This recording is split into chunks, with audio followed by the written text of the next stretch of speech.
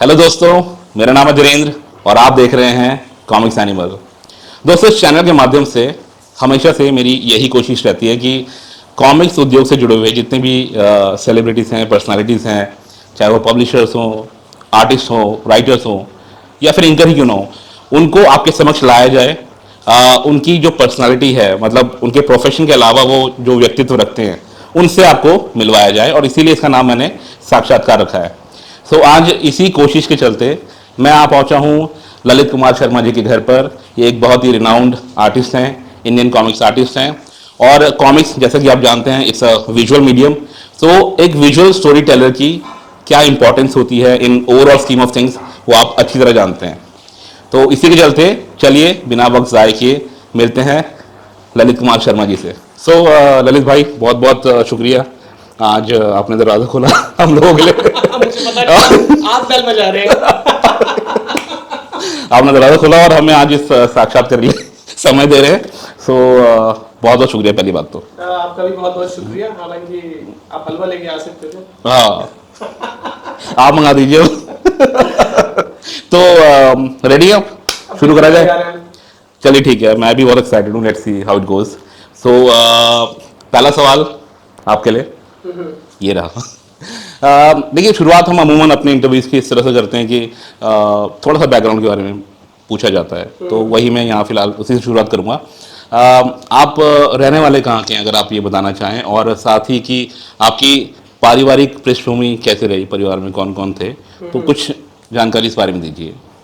वैसे मेरे पेरेंट्स जो हैं वो इलाहाबाद के पास एक जगह है सुल्तानपुर, तो वहाँ से 1970s में वो लोग वहाँ से दिल्ली आए और मेरा बर्थ दिल्ली का ही है। और जिस टाइम पे मेरा बर्थ हुआ तो उस टाइम पे दिल्ली में जो है वो माहौल काफी ज्यादा टेंस था। इंदिरा गांधी का एसेसिनेशन 1994 में काफी टेंस एसेसिनेशन हुआ था। तो वो उसी हफ्ते के दौरान की ये बात है, मेरा जन्म हुआ, तो काफी टेंस माहौल था। तो मैं ऐसे टाइम पे आया, तो इसलिए मेरे पेरेंट्स का शुरू से था कि ये जो है ये ऐसे माहौल में आया, इसलिए इसका दिमाग भी बिल्कुल ऐसा ही है। और कि कुछ लोगों को शक होता है मैं एलियन भी हूँ। अच्छा, ऐसे लोग भी? मुझे खुद कभी कभी शक होता है कि मैं शायद एलियन हूँ, पर अभी तक तो सब ठीक ही चल रहा है। देखिए, इस साक्षात्कार के बाद जो ऑडियंस जो देख रही है इसको, वो क्या बोलती है? अच्छा ठीक है, तो परिवार में आप कितने, मतलब भाई बहन थे? तो परिवार में मेरे एक बड़ा भाई और एक छोटी बहन। अच्छा, तो बस हम 3 लोग। अच्छा अच्छा। आर्ट के प्रति आपका रुझान कब से शुरू हुआ? मतलब ये ग्रोइंग अप ईयर्स में कुछ आपने एक्सप्लोर किया, या ये बचपन से ही कुछ आपको था आर्ट का शौक? आर्ट के प्रति मेरा जो रुझान है वो बिल्कुल बचपन से ही, मतलब नर्सरी क्लास से ही। हमारे घर पे एक होम ट्यूटर आया करते थे ट्यूशन पढ़ाने के लिए, तो मैं नर्सरी क्लास में ही था। तो वो शुरुआती महीने में ही उन्होंने मुझे एक पतंग बनानी सिखाई। तो जिस टाइम पे मैं ABCD लिखना सीख रहा था, हाँ, तो उन्होंने मुझे पतंग बनानी सिखाई। तो मुझे लगा कि ये तो सुपर पावर है, you have the power of creation. तो उस दिन मैंने बहुत पतंग बनाई। पतंग ही बनाते चले गए आप? पतंग ही बनाते चला गया। और उसके बाद नर्सरी क्लास जो थी, नर्सरी क्लास में जो मेरी बुक हुआ करती थी, नोटबुक, उसके बैक के जो पेजेस होते थे उसमें पतंगे बनी हुई, खूब सारी पतंगे अलग अलग टाइप की बनी हुई है। और हर पेज पे एक टीचर का नोट होता था, कॉपी को गंदा मत करो। और जो डायरी होती थी हमारी, उस डायरी पे भी नोट लिख के जाता था कि बच्चे को रोकिए कि कॉपी गंदा ना करे। और आप हर पेज पे मकर संक्रांति बना दिया करते थे? मैं हर पेज पे जो है 15 अगस्त और मकर संक्रांति 15 अगस्त, मतलब वो है कि मैं अपनी आजादी का जश्न मना रहा था, कोशिश कर रहे थे रोकने की, और मैं अपनी आजादी का जश्न मना रहा था। आप अपने आप को फ्रीली एक्सप्रेस कर रहे थे? बिल्कुल। तो उसके बाद फिर केजी क्लास में पहुंचा, तो केजी क्लास में मुझे कमल का फूल बनाना का जो फार्मूला है वो पता चला। वो आपने डिकोड किया? तो उस फार्मूले का मैंने भरपूर दुरुपयोग किया। तो वो फिर जो कॉपियां थी मेरी, उसके बैक पे जो है अब कमल का फूल, जगह जगह कमल का फूल, कमल का फूल। बस बहुत पॉलिटिकल हो रहे हैं आप बस। वो शायद उस टाइम पे ये है कि चुनाव का भी रहा होगा। तो वो बनाना शायद क्यूरियोसिटी शायद उसी वजह से आई होगी, भाई वो चुनाव चिन्ह देखना कैसे। अरे उस टाइम वो मिला करते थे, बैजेस बिल्ला मिला करते थे, समझ गए? तो वो काफी सारा मैंने बनाया, उसके नीचे फिर नोट हुआ करता था, कॉपी गंदा मत करो, कॉपी गंदा मत करो। तो पेरेंट्स जो थे वो इस चीज से कि उनको लगा यार ये तो रोक लगाना चाहिए इसके ऊपर, ये तो लड़का हाथ से निकल रहा है। हाथ से निकल रहा है। तो उन्होंने सख्त मेरे ऊपर बैन लग गया कि खबरदार अगर आर्ट बनाया या कोई चित्रकारी बनाई, हाँ। बिल्कुल बैन लग गया। अब ये मेरे लिए बड़ी दिक्कत वाली चीज़ थी। तो मैंने दिमाग लगाया, बचपन से ही समझदार था, मैंने दिमाग लगाया, मैंने कहा कि कॉपी के पेज फाड़ देता हूँ। वो कॉपी के पेज मैंने फाड़ लिए। पर मुझे ये नहीं पता था कि इधर के पीछे से फाड़ोगे तो उधर का आगे के भी आगे निकलेंगे। तो वो मैं पकड़ा गया।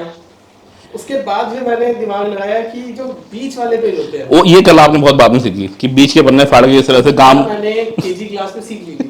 केजी और नर्सरी क्लास में मैंने, केजी या फर्स्ट क्लास में मैंने कला सीख ली कि भाई बीच वाले पन्ने सेफ रहता है। वो बीच वाले होते हैं। पर मेरे पेरेंट्स जो थे वो थोड़े से मुझसे ज्यादा समझदार थे, तो उन्होंने नंबर डालने शुरू किए पेजेस पे, हाँ। कॉपी के पेजेस पे। पर वो जो होता है तू डाल में पात वाला जो था, तो मैं अपनी सिस्टर जो थी उसके पेजेस से कर लेते से बीच के पेजेस को निकाल लिया करता था। हाँ। और उससे जो है मेरा वो सफर चलता रहा। तो इस तरीके से बस वो जिसे कहते हैं कि हवा और पानी रास्ता ढूंढ लेते हैं। हाँ। तो बस हमने भी अपना रास्ता ढूंढ दिया आपने। तो आपने ये कुछ मतलब कॉमिक्स के जो चरित्र होते हैं, जो किरदार होते हैं, उनसे आपका सामना कब हुआ, कब आप उनसे दो चार हुए? क्या आप उनको भी ड्रॉ करते थे उस टाइम पे जो पॉपुलर चरित्र रहे होंगे? कोई कॉमिक्स की याद है आपकी उस टाइम की? हाँ, मैं जैसे कॉमिक बुक उस टाइम पे लोग पढ़ते थे, दिखते थे। तो मैं जब नर्सरी क्लास में था, नर्सरी केजी क्लास में ही, तो मैं वो किताबें पढ़ा करता था। पहले जब छोटा था नर्सरी क्लास में तो चित्र देखता था। फिर बच्चे जो है क ख ग घ नर्सरी में सीख लेते हैं, तो मैं जो है वो साउंड इफेक्ट पढ़ा करता था। चित्र देखता था और वो तड़ाक भड़ाक डिशूम ये सब धड़ाक फचाक मतलब बस वो जो साउंड इफेक्ट्स होते हैं डिशूम, वो पूरा मैं करता था। और उसके बाद केजी क्लास में तो फिर क्या है कि पूरे शब्द पढ़ने सीखते हैं बच्चे, थोड़ा सा पढ़ने लिखने में अच्छा था। तो केजी क्लास से मैंने पढ़ना शुरू कर दिया था साउंड इफेक्ट, नर्सरी क्लास में और केजी क्लास में। तो किस तरह के कॉमिक्स किरदारों से सबसे पहले आप रूबरू हुए? मैं हर तरह के कॉमिक किरदार जो था उससे मैं रूबरू था। चाचा चौधरी, तो मुझे लगता था मेरा दिमाग कंप्यूटर से तेज चलता है। ऐसा ही मैं भी हूँ। सांप निकलते हैं, मेरा दिमाग सुपर कमांडो ब्लू से तेज है, वो सब पढ़ा करता था। हाँ। और मैं इमेजिन करता था कि मतलब मेरे अंदर भी वो सुपर पावर है। मैं मतलब कि मेरे आगे भी गुरु गोरखनाथ प्रकट होके मुझे शक्ति देने ही वाले हैं। वो हाथ जोड़ने की दे रहे हैं। बस तो वो मेरा रहता था। इस मामले में एक्चुअली एक दिलचस्प किस्सा है कि एक बार मैं अपने भाई के साथ जा रहा था, बाजार गया था, छोटा ही था, शायद 4 साल या 5 साल का रहा हूँ। तो हम जा रहे थे, तो घर पर आकर के उसने बोला कि आज के बाद मैं इसके साथ बाहर घूमने नहीं जाऊंगा, सामान लेने कहीं नहीं जाऊंगा मैं। मैंने उससे पूछा क्या हो गया, तो बोले कि सामने से ट्रक आ रहा था, मैंने इसको बोला थोड़ा सा साइड हो जा, तो ये बोल रहा मैं मुक्का मार के ट्रक उड़ा दूंगा। तो वो थोड़ा सा इमेजिनेशन मेरा काफी ज्यादा चलता था। हाँ। कौन सा कैरेक्टर दिमाग में था? फौलादी सही है। स्पेसिफिक कैरेक्टर नहीं था, पता नहीं। अच्छा। मुझे लगा मेरे अंदर राका है या साबू है या कौन है। बट आपने कुछ ये ड्रॉ भी किए इन कैरेक्टर्स को? करते थे आप छोटे में? कैरेक्टर ड्रॉ करता था। तो सारे कैरेक्टर, चाचा चौधरी, नागराज, पिंकी, या फिर जो रिलीजियस कैलेंडर्स होते हैं, हाँ, वो सब मैं ड्रॉ किया करता। एक खास जो मेरा इंटरेस्ट था वो था मेरा करेंसी नोट ड्रॉ करने में। अच्छा। तो मैं 5 रुपए का नोट मिल गया या 10 रुपए का नोट उधार मांग लिया कि ड्रॉ करने के लिए दे दो, रेफरेंस दे दीजिए। तो एज इट इज उसका मतलब रेप्लिका बनाने के लिए कि उसको पेंसिल से उसको देख के एकदम बारीक बारीक एक लाइन कॉपी करने की कोशिश करता था। फ्रंट ड्रॉ किया, बैक ड्रॉ किया, फिर उसमें धागा डाल के उसको चिपकाया। मेरा पूरा जो था शायद अच्छा खासा जाली नोटों का बिजनेस शुरू कर सकता था। वो अपॉर्चुनिटी मिस हो गई। बचपन से ही उसमें मैं लगा रहा, तो हाँ, वो रहा भी। हाँ। और हम लोग को मतलब अमूमन एक चीज़ कॉमन होती है सभी प्रश्नों की, हम बचपन में वो अपनी खुद की कॉमिक बुक बनाने की कोशिश करते हैं। क्या ऐसी कोई कोशिश आपने भी करी? हाँ, बचपन में ये कोशिश मैंने करी कि कॉमिक कैरेक्टर तो बनाता ही था। अच्छा, ये एक चीज़ था ना कि 5th क्लास में मुझे लगा कि अपनी खुद की कॉमिक बुक बनानी चाहिए। हाँ। तो वहाँ पे उस टाइम पे काफी सारे आइडियाज आते थे। मुक्का मार के ट्रक उड़ा देना है और आंखों से लेजर निकाल के पड़ोसी का घर नीचे गिरा देना, इस तरह की बहुत सारी चीजें आती थी दिमाग में। तो वो सब जो एक्सप्रेशन जो होता है ना, एक्सप्रेशन चाहिए होता है। हाँ, हाँ। तो उसके लिए फिर मैंने वहाँ से कॉमिक्स बनाना शुरू किया। 5th क्लास में, सितंबर 1994 की ये बात है। अच्छा। तो मैंने अपनी फर्स्ट किताब बनाई और उसका किस्सा बड़ा दिलचस्प है क्योंकि वो मैंने पहली किताब बनाई और जाहिर सी बात है कि मैं 9 साल का था उस टाइम, तो 9 साल के हिसाब से I think I did a good job. But दुनिया बड़ी जालिम है, तो जिन्होंने भी वो किताब पढ़ी वो लोग पढ़ के खूब हंसे। हालांकि वो थी एक्शन, अच्छा, पर लोगों को उसमें बहुत ज़्यादा कॉमेडी लगी कॉमेडी लगी। और सबने पढ़ी। अच्छा, मेरी जो टीचर थी उन्होंने क्लासरूम में पढ़ी, हम्म। पूरी क्लास हंसी सुन के। हाँ, क्या स्टोरी लाइन थी वो? वो स्टोरी लाइन, एक जेट नाम का कैरेक्टर था जिससे बिजली की पावर्स थी। उसके अच्छा। हाथों से बिजली निकलती थी, वो बिजली की पावर से उड़ भी सकता था। थोड़ा बिजली का जैसे होता है वो, जैसे कुछ नागराज के सांप होते हैं, तो एक्चुअल में उसको फिजिकल वो दे सकता था टच। बिजली से जाल बना दिया, बिजली की रस्सी बना दी, अच्छा। या किसी को बांध दिया अपनी इलेक्ट्रिसिटी से, प्लस बिजली का झटका जो होता है, जो उड़ने की पावर, और ये सब सुपर स्ट्रेंथ वगैरह, उस तरह की उसके अंदर पावर्स थी। तो स्टोरी लाइन अच्छी थी, वो गजब की थी, वो लोगों ने काफी एंजॉय किया। तो फिर सबने पढ़ी, मेरे घर में लोगों ने पढ़ी और सब लोग बहुत हंसे, बहुत ज्यादा जलालतें मिली। और फिर मैंने सोचा कि ये तो बड़ा बेकार काम है। इतनी मेहनत करने के बाद इतनी जलालत मिले, ऐसा काम करना नहीं चाहिए इंसान को। या कोई मोटिवेट नहीं कर रहा है? हाँ, तो कोई मोटिवेट नहीं कर रहा था, इनका ये बड़ा ही जलालत वाला काम है। हाँ। तो दोबारा ऐसी गलती कभी नहीं होनी चाहिए। अच्छा, मतलब उसको बेहतर करने की मतलब कोशिश करेंगे फ्यूचर में, ऐसा सोच के, या वो करना ही नहीं है? या वो करना ही नहीं है। मैं आर्ट बनाता हूँ, मैं कैलेंडर बनाऊंगा, मैं करेंसी नोट बनाऊंगा, लेकिन कॉमिक बुक नहीं बनाऊंगा। कॉमिक नहीं बनाऊंगा, ठीक है। पोस्टर बना लिया, स्टिकर बना लिया, मैं कॉमिक्स ये काम नहीं करना। और फिर आपकी अगली कॉमिक बुक कितनी जल्दी फिर बनाई आपने, दूसरी वाली? तो यही इसका किस्सा है कि मेरी एक टीचर थी, वो नर्सिंग क्लास से मेरी टीचर थी, मिसेस नीलम पटियाल। अच्छा। तो वो मेरी फेवरेट टीचर थी।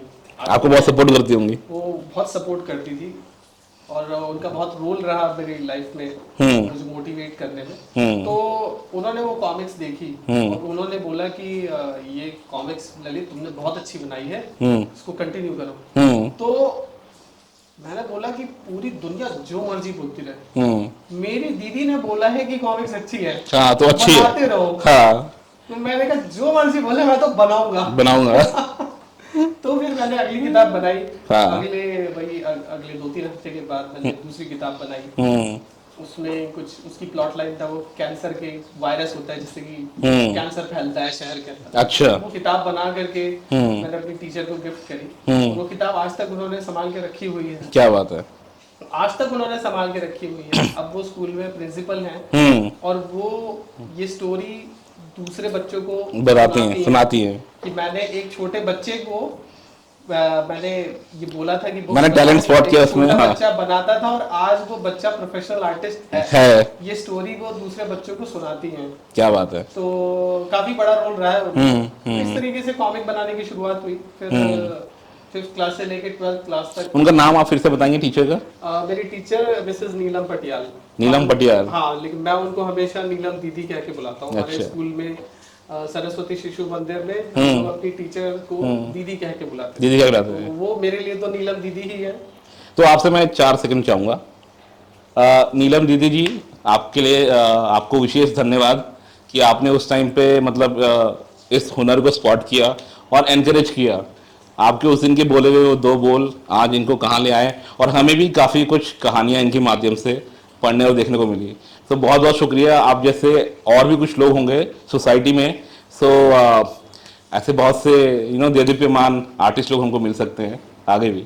बहुत बहुत शुक्रिया आपका। सॉरी, रिज्यूम करिए प्लीज। सो बस उसके बाद 5th क्लास से लेकर 12th क्लास तक मैं कॉमिक्स बनाता रहा। कई मैंने कॉमिक्स बनाई, लगभग 35 कॉमिक बुक्स मैंने वो उन सालों के दौरान मैंने बनाई। तो इस तरीके से वो सफर चलता रहा, कंटिन्यू होता रहा। हाँ। अच्छा, आपने कोई प्रोफेशनल ट्रेनिंग नहीं ली कभी भी, या ली कभी? नहीं, किसी की गाइडेंस वगैरह कभी maybe Leo, as a mentor किसी ने मे बी थोड़ा आपके आर्ट को, हुनर को तराशने का काम किया हो, या खुद से करते थे आप प्रैक्टिस वगैरह? देखिए, जिस तरह से एक वो जो गुरु शिष्य परंपरा होती है, एक हाँ। आर्ट कॉलेज में लोग जाते हैं, एक होता है गुरु शिष्य परंपरा होती है। हाँ। तो वो दोनों ही रास्ते जो है मुझे मिले नहीं। अच्छा। तो मुझे कोई ऐसा गुरु नहीं मिला और ना ही मैं आर्ट कॉलेज का मैंने कभी देखा। हाँ। तो ये बस ये है कि बनाते बनाते अपना खुद से ही ऑब्जर्व करके, या फिर कभी कोई मिल गया उससे पूछ लिया या किसी ने कुछ बोल दिया कि ऐसे नहीं ऐसे कर लो, ये करते तो अच्छा लगता, अच्छा तुम्हारे कैरेक्टर में ये प्रॉब्लम है, तो बस वो जैसे कह लीजिए कि जिंदगी धीरे धीरे सिखा देती है। तो बस वो उस तरीके से बस करते करते थोड़ा बस वो है कि रसरी आवत जाते सिल पर परट निशान वाली जो बात है, तो बस वो रसरी चलती रही और वो थोड़े बहुत निशान जो है निशान पढ़ते रहे। क्या बात है। तो आपको मतलब at what point in your life आपको ऐसा लगा कि भाई इसको ही फुल टाइम प्रोफेशन के तौर पे परस्यू कर सकता हूँ, ये करना चाहिए? ये मुझे शुरू से ही था कि मुझे कॉमिक्स आर्टिस्ट बनना है, कॉमिक बुक आर्टिस्ट बनना है। छोटे से ही, मैं 6-7 से? हाँ, मतलब 5th क्लास से ही, क्योंकि एक होता है ना क्रिएटिव जो चीज होती है, क्योंकि 5th-6th क्लास में जब आप होते हो तो आपके सामने एक अलग ही एक रंगीन सा सपना होता है। कोई सोचता है कि मैं पायलट बनूंगा और प्लेन उड़ा रहा होगा, कोई सोचता है कि मैं प्राइम मिनिस्टर बनूंगा, कोई सोचता है कॉमिक आर्टिस्ट के तौर पे मेरा ये था कि हाँ मैं कॉमिक आर्टिस्ट बनूंगा, मेरी किताबें जो है वो दुकानों पर बिकेंगी, लोग वो किताबें पढ़ेंगे, बड़े चाव से मैं एंटरटेन कर पाऊंगा लोगों को। तो मेरा बचपन से वो एक सपना था और वो अच्छा भी रहा, क्योंकि उससे पहले का मेरा सपना बस ड्राइवर बनने का था। अरे वाह, क्या बात है। ठीक है, तो रजनीकांत जी तो कंडक्टर थे, आप कम से कम बस ड्राइवर सोचा आपने? तो मेरा बस ड्राइवर बनने का सपना था, पर कॉमिक्स बना के मुझे लगा इसमें ज्यादा मजा आ रहा है, क्योंकि पहले स्कूल बस में जब हम जाते थे तो मुझे लगता था इसको बस चलाने में बड़ा मजा आ रहा। हम लोग भी कैबिन में बैठ जाया करते थे। तो फिर बाद में मेरा ये था, पर हाँ हालांकि मेरा ये फोकस रहा कि पढ़ाई की तरफ फोकस बहुत जरूरी है, आर्टिस्ट बनना है, बट पढ़ने लिखने में मेरा इंटरेस्ट काफी था। आपने कभी कोताही नहीं बरती? पढ़ने लिखने में मेरा एक होता है ना, मार्क्स लेने होते हैं कि नंबर लेके आने हैं, फर्स्ट आना सेकंड, पर मेरा होता था नॉलेज ज्यादा से ज्यादा ये क्या है, ऐसे क्यों, कॉन्सेप्ट समझ के अपने आसपास की दुनिया को समझ के ये ऐसे क्यों हो गया, घड़ी ऐसे क्यों चलती है, घड़ी के अंदर ऐसी कौन सी चीज टाइम को वो करती है, या फिर टीवी कैसे काम करता है, ट्यूबलाइट ऐसे क्यों चलती है, ज्यादा से ज्यादा नॉलेज इकट्ठी करना। मतलब स्कूल की किताबें तो पढ़ता ही था, पर उसके अलावा भी मैं बहुत कुछ पढ़ता था। राइट, ये था कि हाँ मतलब मैं मार्क्स के लिए बहुत ज्यादा पढ़ाई नहीं करता था, फिर भी है कि क्लास में पोजीशन आ जाया करती थी, डिपेंडिंग की ईयर बाय ईयर, कभी कैसा रहा, कभी थर्ड कभी फर्स्ट, मतलब डिसेंट एक आपका मतलब परफॉर्मेंस रहता था स्कूल में, परफॉर्मेंस वाइज पढ़ाई लिखाई डिपेंड करता था, कभी एवरेज भी हो गया, कभी काफी अच्छा हो गया, वो डिपेंड करता था, क्योंकि बहुत ज्यादा मार्क्स में मेरा फोकस था नहीं। तो आप हमें अपने फर्स्ट ब्रेक के बारे में अगर बताना चाहें, मतलब किस तरह से आपकी एंट्री हुई, मतलब प्रोफेशनल कॉमिक्स मेकिंग बिजनेस में कहाँ से आपने शुरुआत करी? शुरुआत मैंने असल में प्राण जी से शुरू किया। अच्छा। तो ये 2002 की बात है, और उस टाइम पे मैंने 12th के एग्जाम दे दिए थे और मैं कुछ कर नहीं रहा था, आगे कुछ फर्दर स्टडी या कोई ऐसा प्रोफेशनल कोर्स मैंने ज्वाइन किया नहीं था। तो उस टाइम पे प्राण जी का मुझे वो दिखा विज्ञापन, मेरे एक फैमिली के फ्रेंड थे, उन्होंने दिखाया कि ऐसे ऐसे विज्ञापन आया, उनको आर्टिस्ट की जरूरत है। तो मैं वहाँ पहुँच गया ढूंढते ढूंढते, प्राण जी से मिला, उनको अपना काम दिखाया, हालांकि वो बहुत ज्यादा इंप्रेस तो नहीं हुए, वो बोले कि ठीक है हम आपको बताते हैं। पहला इंप्रेशन क्या था उनका? उन्होंने देखा और उन्होंने बोला कि अच्छा, मतलब वो देखा और वो पलट रहे हैं। अच्छा। और वो बेसिकली सवाल भी पूछ रहे हैं साथी के साथ, अच्छा नाम क्या है तुम्हारा, अच्छा और कितने साल से आर्ट बना रहे हो, फादर तुम्हारे क्या करते हैं, तो वो देख भी नहीं रहे आर्ट को इतना ध्यान से, फादर तुम्हारे क्या करते हैं, और मैं सोच रहा हूँ अरे आप कार्टूनिस्ट बनाओ, मेरा आर्ट तो देखो। क्योंकि आप एक यंगस्टर है, तो आप जब किसी मतलब कार्टूनिस्ट प्राण जो है अपने आप में इतनी बड़ी हस्ती रहे, तो आप उनके सामने चाहते हैं कि आप एज ए यंगस्टर की भाई आखिर वो मेरे आर्ट के बारे में क्या ओपिनियन रखता है, आपको एक वैलिडेशन चाहिए होता है, इवन तो आपको उनको दिखना चाहिए कि एक प्रॉमिसिंग टैलेंट है, कि हाँ कुछ है, कोई वो दे, और वो कि हाँ बेटा तुम्हारे फादर क्या करते हैं, अच्छा तुम्हारी उम्र कितनी है। मैं उस टाइम पे आई हैड जस्ट टर्न 18, 18 साल, मेरा 7 नवंबर को, लेकिन वो बॉयज लुक्स तो रहती हैं, मतलब मैं 7 नवंबर को बर्थडे था मेरा, और 10 तारीख को मैं वहाँ पहुँच गया था। मैं उस टाइम पे लगता भी नहीं था, मतलब ज्यादातर लोगों को मैं 15 उम्र से कम लगते थे। उन्होंने पूछा तुम्हारी उम्र कितनी है, तो मैंने बताया कि सर मैं 18 साल का हूँ, और बहुत ज्यादा वो कुछ ऐसे इम्प्रेस नहीं थे। उन्होंने बोला कि ठीक है हम तुम्हें बताएंगे, 10 दिन बाद हम बताएंगे। मैंने कहा ठीक है, तो मैं 10वें दिन वहाँ पहुँच गया सुबह सुबह। अच्छा, खुद ही पहुँच गए? अपना टिफिन वगैरह पैक करके, और मैं पहुँच गया कि रिपोर्टिंग ऑन ड्यूटी सर। तो बताइए क्या करना है। वो बोले कि अरे तुम आ गए, तो मैंने कहा हाँ सर आपने बोला था 10वें दिन आ जाना। हाँ हाँ तो वो बोले कि अच्छा आ गए हो तो ठीक है। तो वहाँ पे जो काम करते थे दूसरे लोग, उनका स्टाफ था, एक सपोर्ट स्टाफ था जो कि कलर्स है या फिर फोटो कॉपीज है, आर्ट वर्क रीसाइजिंग है, इस तरह का सपोर्ट स्टाफ होता है। तो वो इंकिंग वगैरह के लिए तो उन्होंने बोला कि अच्छा इनको एक टेस्ट पेज दे दीजिए। और उन्होंने दिया मुझे कुछ कलर करने के लिए एक श्रीमती जी का एक पेज था, अच्छा शायद श्रीमती जी का पेज था। तो उन्होंने मुझे दिया जो न्यूज़पेपर में जाता है हॉरिजॉन्टल लैंडस्केप वाला, वो दिया। वो बोला कि आप कलर करके दिखाइए। मैंने वो कलर किया और मेरी प्रैक्टिस थी अच्छी खासी, तो वो मैंने कलर किया और वो ओके हो गया। और वहां से मैंने शुरुआत हुई। तो वहां से प्राण जी से डायरेक्ट मेरा इंटरेक्शन नहीं होता था। प्राण जी तो अपना कैबिन में बैठ के काम करते थे। हम लोग जो है वहां पर जो कॉमिक्स में जो डायलॉग होते हैं, तो वो डायलॉग के प्रिंट आउट होते थे, हम उसको कैंची से काट करके वो प्रिंट आउट जो है वो बैलून में चिपकाया करते थे।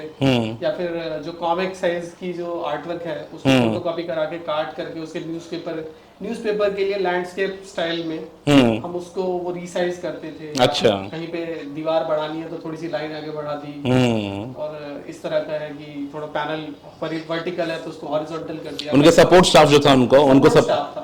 तो वहां पर मुझे थोड़ा टेक्निकलिटीज जानने को मिली, जानने को मिल गई, क्योंकि वो दौर था वो इंटरनेट वाला भी जमाना नहीं था कि हमें पता चल जाता है ये पेन होता है, ये पेंसिल होती है, ये पेपर होता है। तो वहां पे इतना पता चल गया था ये पेपर होता है, ये सेट स्क्वायर होता है, ये स्केल होता है, ये क्रॉपिंग रिंग होती है, ब्रश होता है। खैर ब्रश का तो मुझे स्कूल टाइम से ही पता था।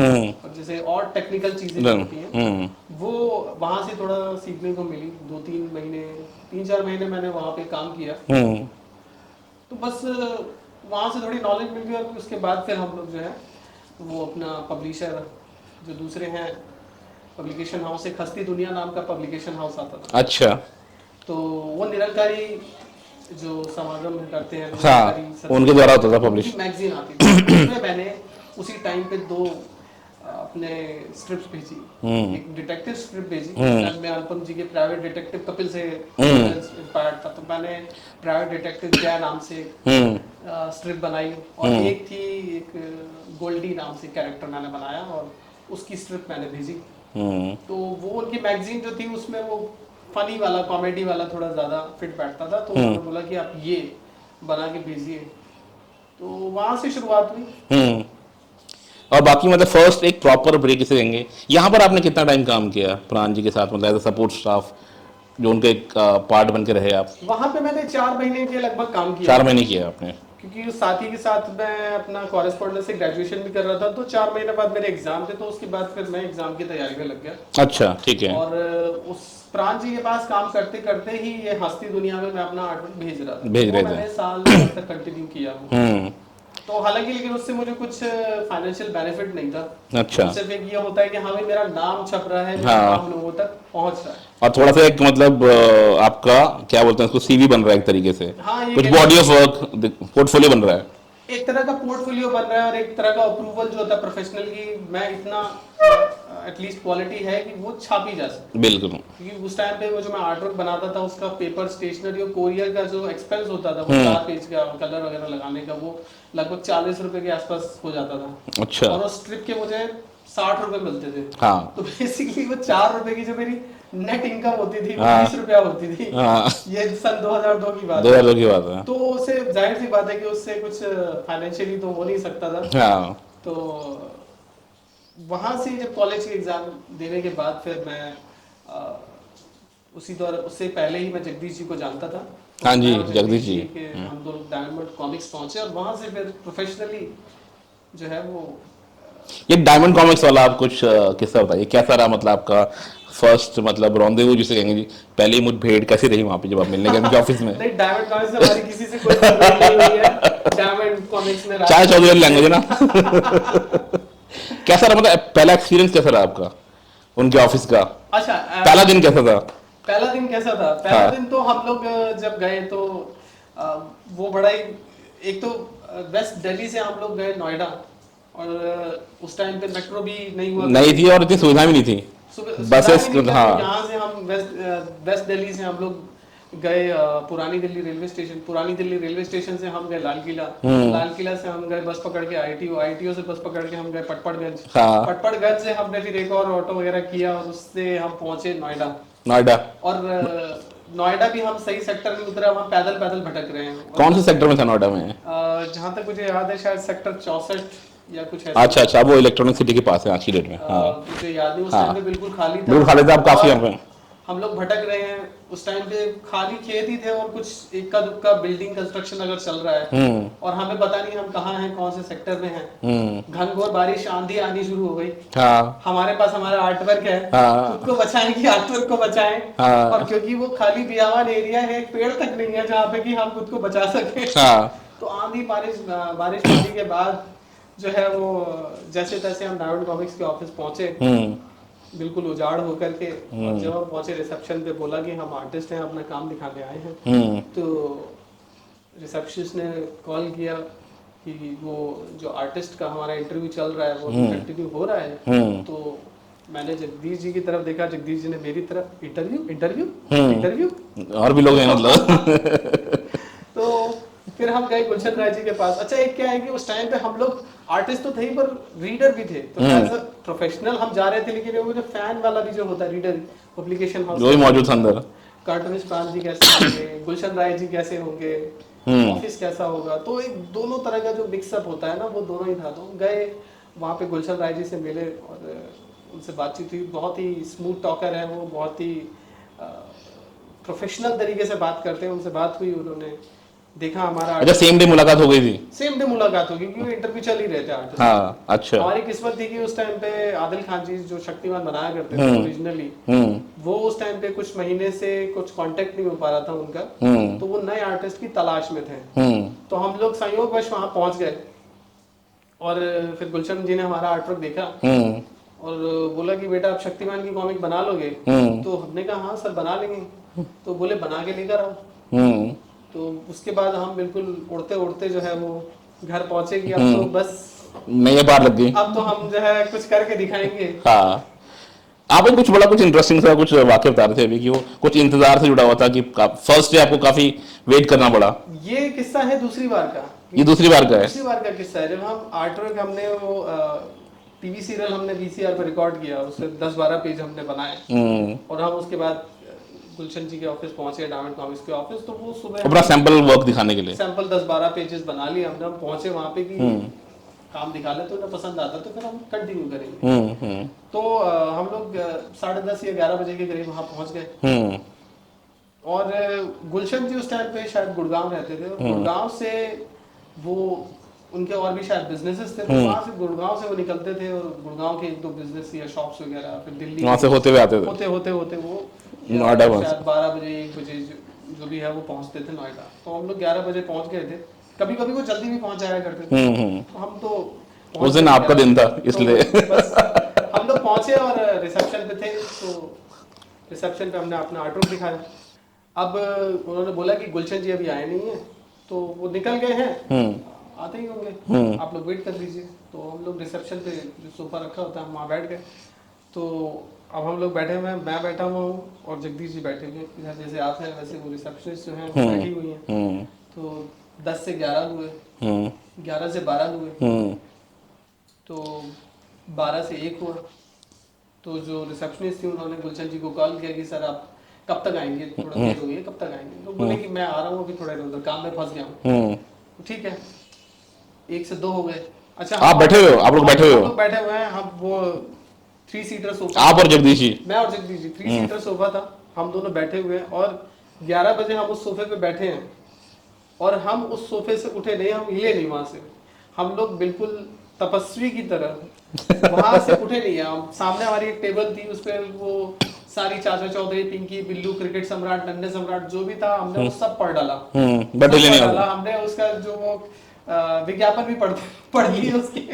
जो फाइल प्रिंट होता है वो भी नियम शर्तें लागू, वो सब पढ़ लिया हमने पढ़ लिया। तो 1 बजा, 2 बजा, 3 बजा, 2 बजे रिसेप्शन से फिर फोन किया कि सर आप कब तक आएंगे? बोले कि मैं आ रहा हूँ, थोड़ा इधर उधर फंस गया था। फिर 3 बज गए। 3 बजे फिर उन्होंने कॉल किया सर आप कब तक आ रहे हैं? तो बोले कि थोड़ा टाइम लगेगा, अभी आ रहा हूँ। तो उन्होंने बोला कि फिर हम दोनों से उन्होंने पूछा कि आप लोगों को कुछ खाना पानी, आप लोगों को वॉशरूम जाना है? हाँ तो हमने कहा नहीं, हम ठीक है। हम वहाँ ठीक है। बैठे हुए हैं तपस्वी की तरह। हाँ 11 बजे से 10:30 से या 11 बजे से लेके 3 बज गए, हम हिले नहीं है बिल्कुल वहाँ से। उसके बाद 4 बज गए, 4:15 के करीब हो गया। फिर उसने फोन किया हाँ कि सर आप कब तक आएंगे? तो गुलशन जी का उधर से जवाब आया कि देखिए आज बहुत देर हो गई है, मैं इधर फंस गया हूँ, मैं आ नहीं पाऊंगा। अरे तो जब ये उन्होंने सुना हाँ तो उसके बाद उन्होंने फोन पर बोला कि सर यहाँ पे 2 लड़के हाँ सुबह 10:30 बजे से आके बैठे हुए हैं, इंतजार कर रहे हैं आपका। हाँ उन्होंने एक गिलास पानी तक नहीं पिया, वो अपनी जगह से हिले तक नहीं है। हाँ, डांटने के लहजे में उनको सुना मतलब दिया। उन्होंने इसी तरह, देखिए अब हम सब लोग तो बहुत ही देखिए मामूली से छोटे से इंसान है। हाँ। वो रिसेप्शनिस्ट भी रिसेप्शन पे बैठी हुई थी। हाँ, हाँ। और उनका भी जो हृदय है वो इतना द्रवित हो गया था वो उनकी आवाज जो है वो तेज हो गई। हाँ। और वो जो है ना उन्होंने थोड़ा सा जो है ना बोला कि सर वो हिले नहीं, उन्होंने पानी तक नहीं पिया, जगह से नहीं हिले वो। हाँ आप आइए। आप आइए। तो उधर से वो थोड़ा एक टाइम के लिए ना वो भी शायद सच पता है फील हुआ कि हाँ भाई, कि हमें नहीं पता और से क्या आ रहा है, बट थोड़ा सा ना पॉज सा उनको भी लगा होगा यार मैं वाकई में थोड़ा। तो गुलशन जी बोले मैं आता हूँ। तो फिर हमें भी थोड़ा हुआ कि चलो फाइनली आएंगे, और हम बैठे हुए हैं सोफे पे, हम उसके बाद भी नहीं हिले, ये सुनने के बाद भी हम कि बैठे हुए हैं। तो वो बोली कि आप वो आ रहे हैं, पानी वानी कुछ आपको चाहिए या कुछ ऐसे? तो मैंने कहा नहीं हम ठीक है, बैठे हुए हैं, मैं और जगदीश जी। और उसके बाद फिर वो 1-1.5 घंटे बाद शायद 5:30 बज रहे होंगे, 5-5:30, तो वो आए। और वो सीधा रिसेप्शन पे ही आए, अपने ऑफिस भी कैबिन भी नहीं गए, वो बस वो आए, उन्होंने हमें देखा। उनको देखा जब आपने, तब उनको नमस्ते करने के लिए खड़े हुए। हाँ हमारी तपस्या जिस तरह होता है, हाँ। ब्रह्मा जी या प्रकट हो गए। शिव दर्शन देते हैं, तो वो तो हम लोग खड़े हुए अपने सोफे से कि हाँ फाइनली दर्शन हुए। उन्होंने अपना आर्ट वर्क दिखाया और उन्होंने आर्ट वर्क देखा। उनके जो असिस्टेंट थे, तो जैसे प्राण जी का था, तो गुलशन जी ने भी आर्ट वर्क लिया, उन्होंने 2 पेज देखे, हाँ 2-3 पेज देखे। और उसके बाद फिर वो जो उनके असिस्टेंट थे उनसे बात कर रहे थे, उसको सामान भिजवा देना, जब वो आए, ऑर्डर क्यों नहीं आया उसको बोलो, कॉल करो दोबारा। हाँ ये सब उनका चल रहा है। और उसके बाद बोले कि बेटा बढ़िया बना है, बना के लाओ पूरा। पूरा बना शाबाश दिया। बेटा, बहुत अच्छा बना है। तो उसके बाद फिर हमें लगा कि हाँ मतलब हमें वरदान मिल गया, तपस्या सफल हुई। कौन सी कॉमिक्स थी जो आपको बनाने को मिली फिर? ये शक्तिमान की कॉमिक थी। शक्तिमान की। उसका नंबर था शायद D1535। अच्छा, कॉमिक का सीरीज का। जैसे राज कॉमिक्स की संख्या हाँ हाँ हाँ सीरीज का। उसका नंबर था D1535, जहाँ तक मुझे याद है। तो ये थी वो किताब। और फिर वही हमने पूरी किताब बनाई, फिर बना करके ले गए। तो दोबारा हमें उतनी तपस्या नहीं करनी पड़ी फिर आराम से दर्शन हो जाते फिर दर्शन होते पर ये है कि मैं वाकई में शुक्रगुजार हूँ। वो जो रिसेप्शनिस्ट थी उन्होंने इस तरह से हमारी हेल्प करी। हाँ। हालांकि देखिए अब आर्टवर्क तो गुलशन जी ने ही पसंद करना था। हाँ पर ये है कि हाँ उन्होंने लगा कि वो अपने एंड पे कुछ कर सकती है। हाँ। तो मुझे लगता है कि जितना उनका फर्ज था उन्होंने उससे कहीं बढ़ आगे करके। बढ़ करके उन्होंने जो है वो हमारे लिए हेल्प करी। और हम जब भी जाते थे रिसेप्शन पे, हम जब तक हमने डायमंड कॉमिक्स में काम किया तब हम हमेशा जाते थे, उनको अपना आर्टवर्क दिखाते थे। वो सबसे पहले वो रिव्यू दिया करती थी, आर्टवर्क अच्छा बना है, कैसे क्या है। उसके बाद हम गुलशन जी के पास लेके जाते थे। तो ये किस्सा था। और तो आपने कितने टाइटल्स करे फिर उनके साथ ये शक्तिमान के लिए? शक्तिमान के लिए मैंने लगभग 10 टाइटल करे। और नॉर्मली तो जो टीवी सीरियल आता था उसको हम रिकॉर्ड करते थे VCR पे। उसके बाद वो वीडियो कैसेट प्ले करके फिर उसको कॉमिक में अडेप्ट करना, डायलॉग्स या पैनल में डिवाइड करके वो करना। कुछ कहानियां जो थी शायद 2 कहानियां मैंने खुद भी लिखी थी। अच्छा।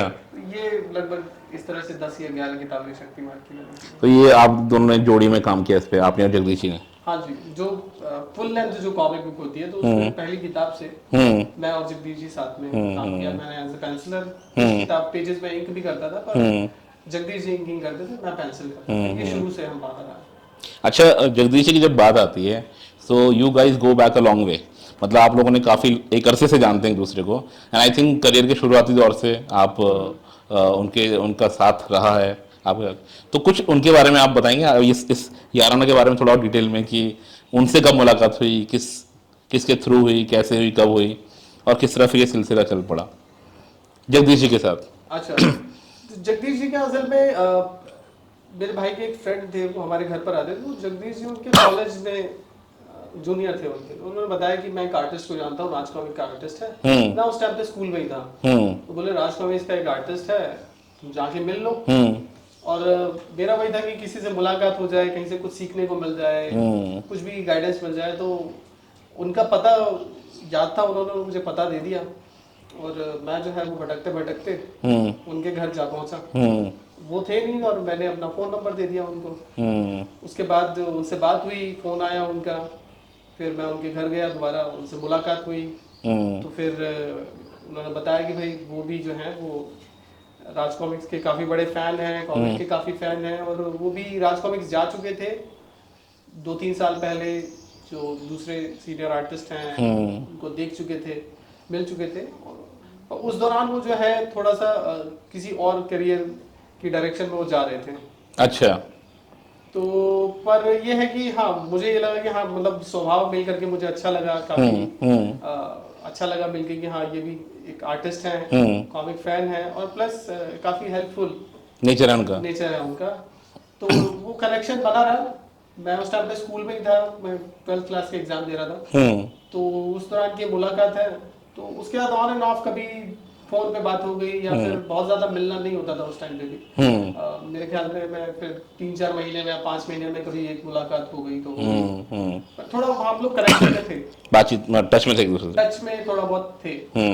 और उसके बाद ये है कि फिर जब मैंने अपने कॉलेज के एग्जाम दे दिए, प्रांत जी के पास मैं काम कर चुका था, और उसके बाद फिर मुझे लगा कि अब कुछ मेन स्ट्रीम डायमंड कॉमिक्स वगैरह में करना चाहिए। तो मैंने जगदीश जी से फिर हमारी बात होती थी, मैंने कहा कि एक काम करते हैं, हम लोग टीम बनाते हैं, टीम में काम करते हैं, थोड़ा ज्यादा प्रोफेशनल लगेगा। हाँ। इंडिविजुअल होता है तो जैसे मैं सिंगर हूँ तो लोग अच्छा ये गाना गाते हैं, आप एक पैकेज डील दे रहे हैं। मैं सिंगर हूँ, ये मेरे साथ म्यूजिक देते हैं, तो लगता है ये प्रोफेशनल हो, प्रोफेशनल है। हाँ, एक टीम इनकी तालमेल बढ़िया, आपस में पूरा पैकेज के साथ आ रखे हैं, ज्यादा कमिटमेंट लगती है, ज्यादा कमिटमेंट लगती है। अच्छा ठीक है, मैं कैंसिल करता हूँ, आप इंकिंग कीजिए, क्योंकि वो थोड़ा और अपना काम में बिजी थे, तो उनका समय भी नहीं था। मैं कहा मैं पेंसिल करता हूँ। उन्होंने मुझे थोड़ा सा टिप्स दिए कि इस तरीके से रफ स्केच होता है, फिर इसके बाद उसकी फिनिशिंग होती है, इस तरह से फिगर का। तो जो टेक्निकल जानकारी है वो राज कॉमिक्स से उन्हें मिली थी, तो वो उन्होंने जानकारी मुझे दी, कुछ मुझे आइडिया लगा कैसे करना है क्योंकि उससे पहले जो है मैं एज अ हॉबिस्ट वो काम किया करता था,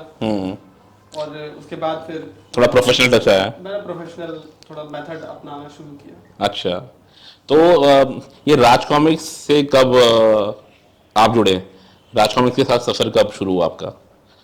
देखिए, जब हमने डायमंड कॉमिक्स में 10-12 किताबें बना ली, कुछ उसके बाद हमें लगा कि अब हमारा काम इस लेवल का हो चुका है कि हम राज कॉमिक्स के पास जा सकते हैं, कोशिश करें। और जगदीश जी राज कॉमिक्स पहले जा चुके थे, अच्छा, तो हम लोग गए राज कॉमिक्स अपना काम लेकर के। तो जगदीश जी की भी शुरुआत तब तक नहीं हुई थी राज कॉमिक्स के साथ? जगदीश जी ने राज कॉमिक्स में कुछ आर्टवर्क प्रैक्टिस के तौर पे बनाया था उनका, बट ऐसा कोई प्रोफेशनल किसी कॉमिक्स के लिए नहीं? हाँ, उन्होंने कॉमिक्स नहीं किया, उन्होंने कुछ आर्टवर्क बनाया था जो कलरिंग बुक पे छपा था। अच्छा, जो कलर करने के लिए बच्चों के आते हैं, हाँ, ब्लैक एंड व्हाइट ड्राइंग, तो उन्होंने ऐसे उनके स्केचेस थे जो छपे हुए थे। अच्छा, वो मेन कॉमिक्स के लिए उन्होंने उस टाइम पे कुछ नहीं किया था।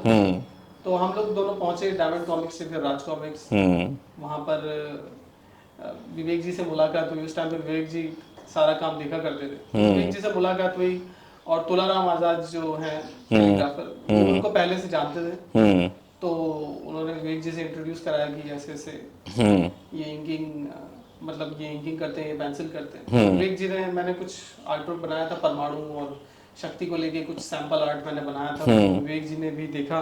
उसके बाद बोले ये तो किसी काम का नहीं है, तो फिर बोले कि ठीक है, थोड़ा इंकिंग वगैरह करोगे तो फिर थोड़ा आ जाएगा थोड़ा आइडिया लग जाएगा, अभी थोड़ा सीख जाओगे। मैंने बोला कि सर मुझे तो पेंसिलिंग करनी है।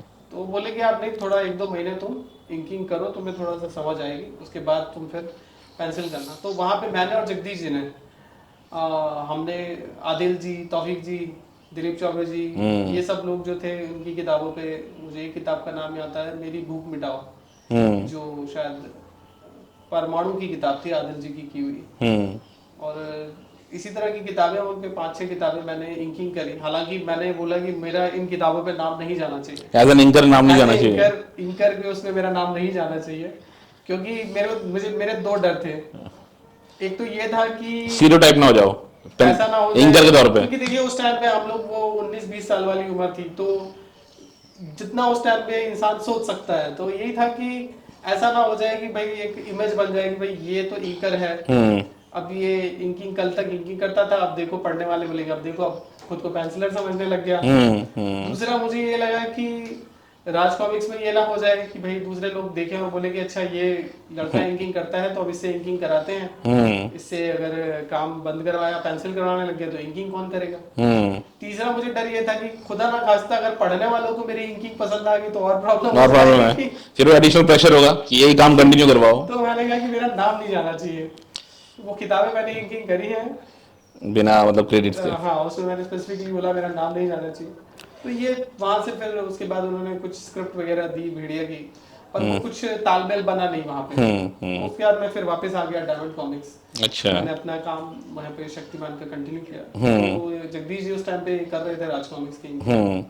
तो सुनील पांडे जी जो कलरिंग करते हैं, कैलीग्राफी करते थे नागराज की, ध्रुव की, तो उनके घर वो गए हुए थे, तो उनके पास मेरा आर्टवर्क था। सुनील जी ने वो आर्टवर्क देखा, तो वो उन्होंने कहा कि इतना अच्छा आर्टवर्क कर रहा है ललित, तो इसको जाना चाहिए राज कॉमिक्स में, ज्यादा एक्सपोजर मिलेगा। तो उन्होंने बोला कि ललित को लेकर के आओ मेरे घर पे। तो मैं, सुनील पांडे जी हैं, उनके घर गया और उन्होंने देखा, उन्होंने मुझे समझाया कि देखो ऐसा है कि तुम बस फोकस करो कि तुम्हें काम करना है, तुम बाकी सारी चीजें कि कैसे मैनेज होगा, क्या होगा, पैसे मिलेंगे नहीं मिलेंगे, तुम्हारी ये सब चीजें भी मत सोचो, अभी सब काम पे फोकस करो। गारंटी दे रहा हूँ उनके बोल, मैं तुम्हें गारंटी दे रहा हूँ, तुम काम करो, तुम्हें जो है ना कोई दिक्कत नहीं होगी, मेरी गारंटी है। राज कॉमिक्स को लेके मैं इतना कह सकता हूँ। तो ये कह लीजिए उनका भी शुक्रगुजार होना चाहिए मुझे, मैं दोबारा से राज कॉमिक्स पहुंचा। तो उस टाइम तो सुपर इंडियन प्लान हो रहा था। अच्छा। तो हालांकि विवेक जी ने देखा और मैं इस दौरान मैंने काम अपना इम्प्रूव भी किया था, तो क्वालिटी भी इम्प्रूव हुई थी। तो विवेक जी ने देखा, उसके बाद बोले कि देखो अभी हम तुम्हें स्क्रिप्ट नहीं दे सकते, पर ये चौबे जी जो है ये कैरेक्टर बना रहे हैं, ये रफ स्केच करेंगे, तुम इनकी रफ स्केच के ऊपर पेंसिल की क्लीन अप करना। तो मेरा ये था कि नहीं सर, मुझे तो पेंसिलर बनना है, क्योंकि मैं तो चाहता हूँ कि मैं खुद composition, camera angle, story telling मैं खुद करूँ। तो बोले कि दिन में देखो बेटा ऐसा है कि ये रेगुलर राज कॉमिक्स नहीं है, ये सुपर इंडियन है, इसके अंदर हम मेट्रो सिटी बना रहे हैं, वो बिल्कुल फॉरेन न्यूयॉर्क जैसा होगा, वो तुम बना नहीं पाओगे। तो अब उस एज में तो हर कोई चैलेंज लेने के लिए तैयार होता है। तो मैंने कहा नहीं सर मैं बना लूंगा। उन्होंने बोला नहीं तुम नहीं बना पाओगे। तो चौबे जी ने वो, और मेरे को सुनील जी की वो बात थी कि देखो वो जो मर्जी करें, तुम बस अड़े रहना कि मैं तो यहाँ पर कुछ ना कुछ करके ही जाऊंगा। मैंने कहा चलिए ठीक है, अब मैं क्लीन अप भी करता हूँ। तो मैंने 2-3 किताबें चौबे जी के साथ, सुपर इंडियन कॉन, और उसके बाद शायद एक किताब और थी, विलेन चाचा। तो ये किताबों की मैंने क्लीन अप करी। चौबे जी जो थे वो रफ स्केच करते थे, मैं जो है उसको क्लीन करता था। अब चौबे जी का अपना एक स्टाइल है, तो मैं उस पर अपना एक स्टाइल चलाने की कोशिश करता था। और चौबे जी भी इस चीज को लेके काफी ज्यादा ओपन थे। उनका ये था कि ठीक है तुम अच्छा कर रहे हो, जैसा मन कर रहा है वैसे बनाओ। तो मैं कई बार होता था, जितना टाइम होता है उसके हिसाब से कई बार उनके रफ स्केच के ऊपर मैं ड्रॉ करता था, कई बार उसको मिटा करके फिर उसकी एनाटॉमी वगैरह चेंज करके अपने हिसाब से मैं अपने अरमान पूरे करता था। और चौबे जी इस चीज को लेकर के काफी वो थे कि हाँ भाई ठीक है, तुम कर रहे हो, मेहनत कर रहे हो, बहुत अच्छी बात है। तो ये इस तरह से किताबें चली। तो साल भर तक ये सिलसिला चला। साल भर के बाद मेरे सामने जो है वो विवेक जी ने स्क्रिप्ट रखी, पहला खून। अच्छा, सुपर इंडियन वाली, सुपर इंडियन की किताब रखी कि ये किताब तुम्हें बनानी है। और बोले कि देखो ये बहुत इंपॉर्टेंट किताब है, क्योंकि ये रेगुलर नहीं है, मुंबई राजनगर ये नहीं है बेटा, ये मेट्रो सिटी है इसके अंदर। तो राज कॉमिक्स के साथ आपको ये मतलब पहली अपॉर्चुनिटी और आपने पहला खून कर दिया।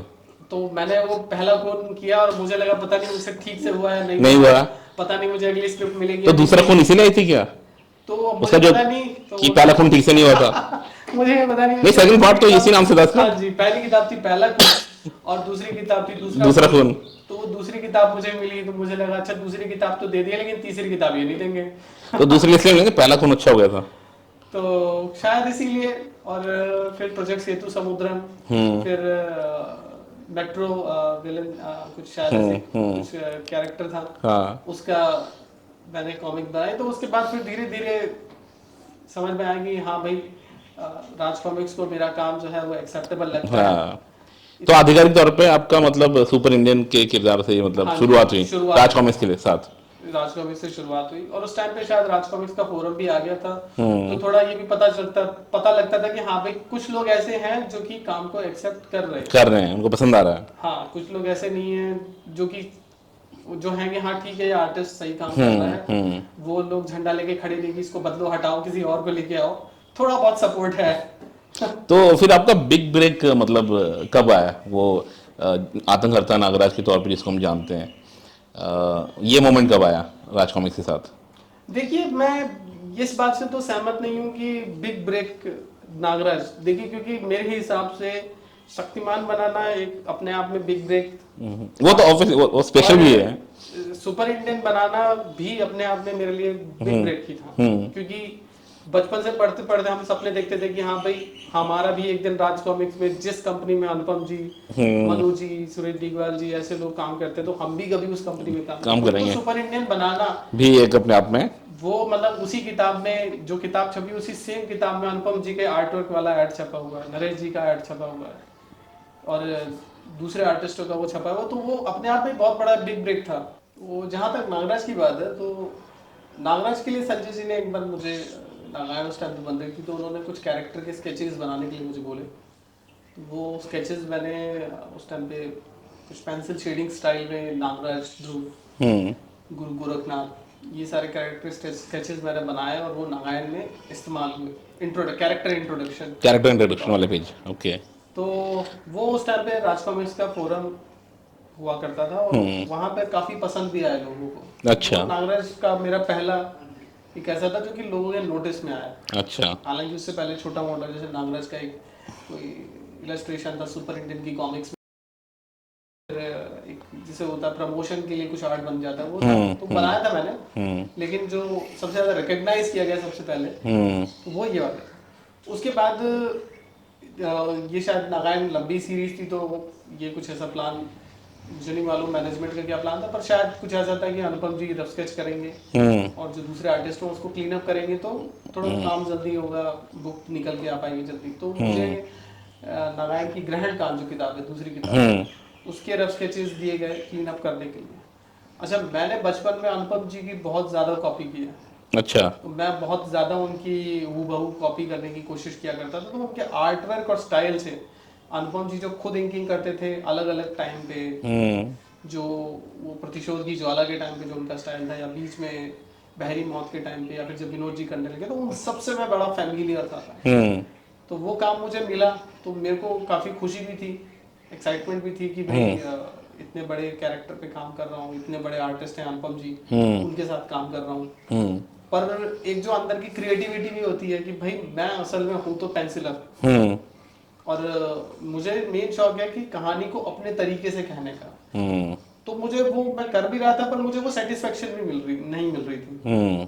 तो मैंने वो किया किताब, तो मैंने करते करते फिर संजय जी से बोला कि सर ये मैं कर रहा हूँ ये काफी अच्छी चीज है पर मुझे इसमें सेटिस्फेक्शन नहीं मिल रही, मुझे तो आप जो है वो स्क्रिप्ट ही दे दो, मैं तो सुपर इंडियन ही बना के खुश हूँ। तो संजय जी ने बोला कि नहीं आप, मैं चाहता हूँ तू नागराज बनाए। तो मैंने कहा कि अगर आपको नागराज बनवाना है तो मुझे नागराज की स्क्रिप्ट दीजिए। तो वो बोले कि नहीं है आप इसको कंप्लीट तो करो, मैं तेरे को स्क्रिप्ट भी दे दूंगा। उस टाइम पे मुझे भी यकीन नहीं हुआ, मुझे लगा कि इन्होंने बोल दिया कि हाँ भाई काम पूरा करो देखते हैं आगे। हाँ। क्योंकि देखिए 2008 की जो बात है तो 2008 में मुझे नहीं लगता किसी को भी इस तरह यकीन होगा कि भी उसे नागराज की स्क्रिप्ट मिलेगी। हाँ। क्योंकि उससे पहले ही काफी दिग्गज लोग बना चुके हैं। काफी दिग्गज लोगों ने नहीं, चुनिंदा दिग्गजों ने बनाया। चुनिंदा काफी तो रिजेक्ट हो गए होंगे। चुनिंदा दिग्गजों ने बनाया, क्योंकि अगर बोला जाए तो नागराज टाइम तक सिर्फ मौलिक जी और अनुपम जी बनाया था। 20 साल 22 साल की हिस्ट्री में सिर्फ अनुपम जी और मौलिक जी ने बनाया था। अष्टपुत्र जी ने कुछ 4-5 कॉमिकें बनाई थी, पर वो भी इसलिए वो उन्होंने बनाई क्योंकि मौलिक जी अवेलेबल नहीं थे और मौलिक जी ने रेकमेंड किया था इसलिए। तो मुझे यकीन नहीं हुआ, किसी को भी नहीं होता, तो मैंने कहा चलिए अब कर तो रही हैं तो इसको कंटिन्यू करते हैं। उसको क्लीन अप मैंने किया, और वो क्लीन अप करते करते ही फिर बाद में फिर संजय जी ने मुझे बोला कि कुछ नागराज के ये हरी मौत का जो ऐड है वो बनाना है ऐसे। तब मुझे लगा कि हाँ भाई ये सचमुच में कुछ प्लान किया गया है। प्लान किया गया। तो वही, और उसके बाद फिर हरी मौत की स्क्रिप्ट मुझे दी गई, और फिर उसके बाद इन दी एंड वही है कि जिम्मेदारी थी बहुत बड़ी और एक्साइटमेंट भी थी, पर एक जो होता है कि भाई उसको बनाना का एक वो होता है कि भाई ठीक से बनाना, आपको पता होता है आप कर सकते हो, लेकिन आपको ये नहीं पता कि लोग उसको किस तरह से लेंगे। और मुझे याद है उस टाइम पे विवेक जी ने मुझसे बोला था कि ये बेटा ये बहुत ही इंपॉर्टेंट प्रोजेक्ट है हमारा, इस पे हमारे और बहुत सारे आगे फ्यूचर प्लान टिके हुए हैं। किसी को भी नहीं पता था कि लोग किस तरीके से रिस्पॉन्ड करेंगे, प्रतिक्रिया क्या होगी, पर हम लोगों की किस्मत कह लीजिए, और पढ़ने वाले जो थे उनका धन्यवाद करेंगे कि उन्होंने उस चीज को एक्सेप्ट किया। तो वो चीज जो है वो चल निकली। मेरे ख्याल से मतलब एक लंबे अरसे से लोग अनुपम सर के बनाए हुए नागराज के मतलब को देखने के आदी थे, तो ऐसे में एक्सेप्टेंस होना ही अपने आप में अप्रिसिएशन है। मतलब तो काफ़ी अच्छा रिस्पांस मिला आपको। मतलब फिर आपने कंटिन्यू क्यों नहीं किया उसके बाद? आई थिंक आपने आतंकहर्ता सीरीज के फर्स्ट 2 वो करे थे, सीरीज करी थी, तीसरे से शायद किसी और ने दिया। मैंने उस टाइम पे मुझे गिनती तो याद नहीं कि कितनी सीरीज थी, पर मेरे ख्याल में मैंने 9-10 किताबें बनाई थी। और एज ए क्रिएटिव क्या होता है ना कि आप हमेशा कुछ नया करना चाहते हो, कुछ बेहतर करना चाहते हो। तो वही है कि उसके बाद मैं कुछ और बेहतर करने की तलाश में कुछ और आगे निकल गया, कुछ और चीजें करने के लिए। तो उसके पीछे और कोई बहुत ज्यादा ऐसा रीजन नहीं है, खास वजह या रीजन नहीं थी। अच्छा, आपसे मेरी बातचीत हो रही थी बीच में ऐसी, तो आपने एक एपिसोड मेंशन किया था, वो जो डीसी से फर्स्ट एवर जो अपॉर्चुनिटी आपकी तरफ आई थी एक वर्कशॉप को लेकर, वो वाकया प्लीज़ आप थोड़ा साझा करिए। बड़ा इंटरेस्टिंग लगा मुझे वो, जब आपको वर्कशॉप में वहाँ जाने के लिए अपॉर्चुनिटी मिली, किस तरह से अपॉर्चुनिटी आपके पास आई और कैसे क्या हुआ? ये उन दिनों की बात है, मैं उस टाइम पे कैंपफायर में काम कर रहा था। ये 2016 की बात है। अच्छा। अप्रैल 2016 की बात है। मैं मेरे फेसबुक पर ये विज्ञापन था, किसी ने शेयर किया था, DC comics talent development workshop. अच्छा। तो वो मैंने देखा, और मतलब जिसने शेयर किया उसका शुक्रिया मुझे याद नहीं। 3 लोग तो आइडेंटिफाई कर लिए हमने अभी तक तो मैंने वो देखा, और उसके बाद उसमें मैंने पढ़ा कि भाई ये वर्कशॉप है, इसमें वो लोग गाइड करेंगे। वर्कशॉप है, इसके अंदर जिम ली, क्लॉस जेनसन और एंडी कुबर्ट लोग आपको गाइड करेंगे कॉमिक्स बनाने के बारे में। और वो था कि हम आपको काम नहीं दे रहे हैं, हम आपको ऐसा कुछ प्रॉमिस नहीं कर रहे, करियर के लिए कुछ प्रॉमिस नहीं कर रहे। ये सिर्फ एक अपॉर्चुनिटी आपके लिए कि इन आर्टिस्टों से मिले, 10 दिन तक आपको मौका मिलेगा इनसे मिल करके, इनसे सीखने का, इनसे गाइडेंस लेने का। तो अब मैं जिमली जो है उनका काफी बड़ा फैन था। तो मैंने तो सिर्फ नाम देखा कि अच्छा जिमली से मिलने का मौका मिलेगा, तो मैंने कहा ठीक है, मैं तो जरूर जाऊंगा। जरूर जाऊंगा। तो और उस समय ये भी नहीं था कि हाँ भाई हम आपको कुछ पे करेंगे, या कि आपको अपने खर्चे पे आना है। वर्कशॉप होगी लॉस एंजलिस में, अमेरिका में। आपको अपने खर्चे पे आना है, और आपको इसके बदले कोई काम नहीं मिलेगा, कोई सपोर्ट नहीं मिलेगा, आपको सिर्फ आर्टिस्ट से इंटरेक्ट करने का मौका मिलेगा। तो मेरा था कि हाँ भाई ये सब अपना खर्चा करके मैं जिमली से मिलने जाने के लिए तैयार हूँ। तो उसके बाद मैंने अपना आर्टवर्क वहाँ सबमिट किया, और उसके बाद उनका कॉल आया मेरे पास, उनके ऑफिस से जो एडिटर है उन्होंने कॉल किया, और फिर उन्होंने बताया कि भाई ऐसे ऐसे आप शॉर्ट लिस्टेड हुए हैं। वहाँ पे मुझे एग्जैक्टली नंबर नहीं पता, पर ऑल अराउंड द वर्ल्ड जब ऐसी चीज़ होती है तो ओपन एंट्री थी, ऑल अराउंड द वर्ल्ड हज़ारों की तादाद में लोगों ने अप्लाई किया होगा। उन्होंने शॉर्ट लिस्ट किया, और उसके बाद उन्होंने बताया कि आपको हम कुछ टेस्ट देंगे, राउंड 1 राउंड 2 स्टेजेस। तो वो आपको टेस्ट देंगे, आपको आर्ट बनाने के लिए दिया जाएगा कुछ टेस्ट पेजेस, वो आप करेंगे, और उसके बाद फीडबैक आपका देखा जाएगा।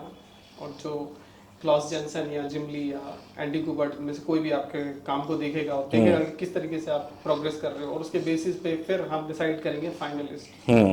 कुछ 15 से 20 लोग उन्होंने शॉर्ट लिस्ट किए थे, उनको था कि ये हम फाइनलाइज करेंगे कि किनको हमें बुलाना है। राइट। तो वो मैंने किया, और उसके बाद ये भी एक दिलचस्प चीज़ है कि उनसे जब मीटिंग हुई तो उन्होंने बोला कि आप टाइम बताइए। उन्होंने बोला कि जो टाइम दिया उन्होंने, मैंने कहा हाँ ठीक है मैं अवेलेबल रहूँगा वीडियो कॉल के लिए। उसके बाद सारी बातचीत हुई और मैं उस दिन अलार्म लगा करके मैं सोया, क्योंकि वो रात को 2 बजे की मीटिंग थी। तो मैं अलार्म लगा के मैं 12 बजे उठा, मैं 9 बजे सोया, मैं 12 साढ़े 12 बजे उठा, उठ करके मैं नहाया साढ़े 12 नहा धो रेडी के बैठ गए। नहा धो करके तैयार हो करके, क्योंकि मैं ये नहीं चाहता था कि मैं बिल्कुल जो है ना वो सूजी हुई आंखें लेकर के कैमरे के सामने बैठूं इंटरव्यू में।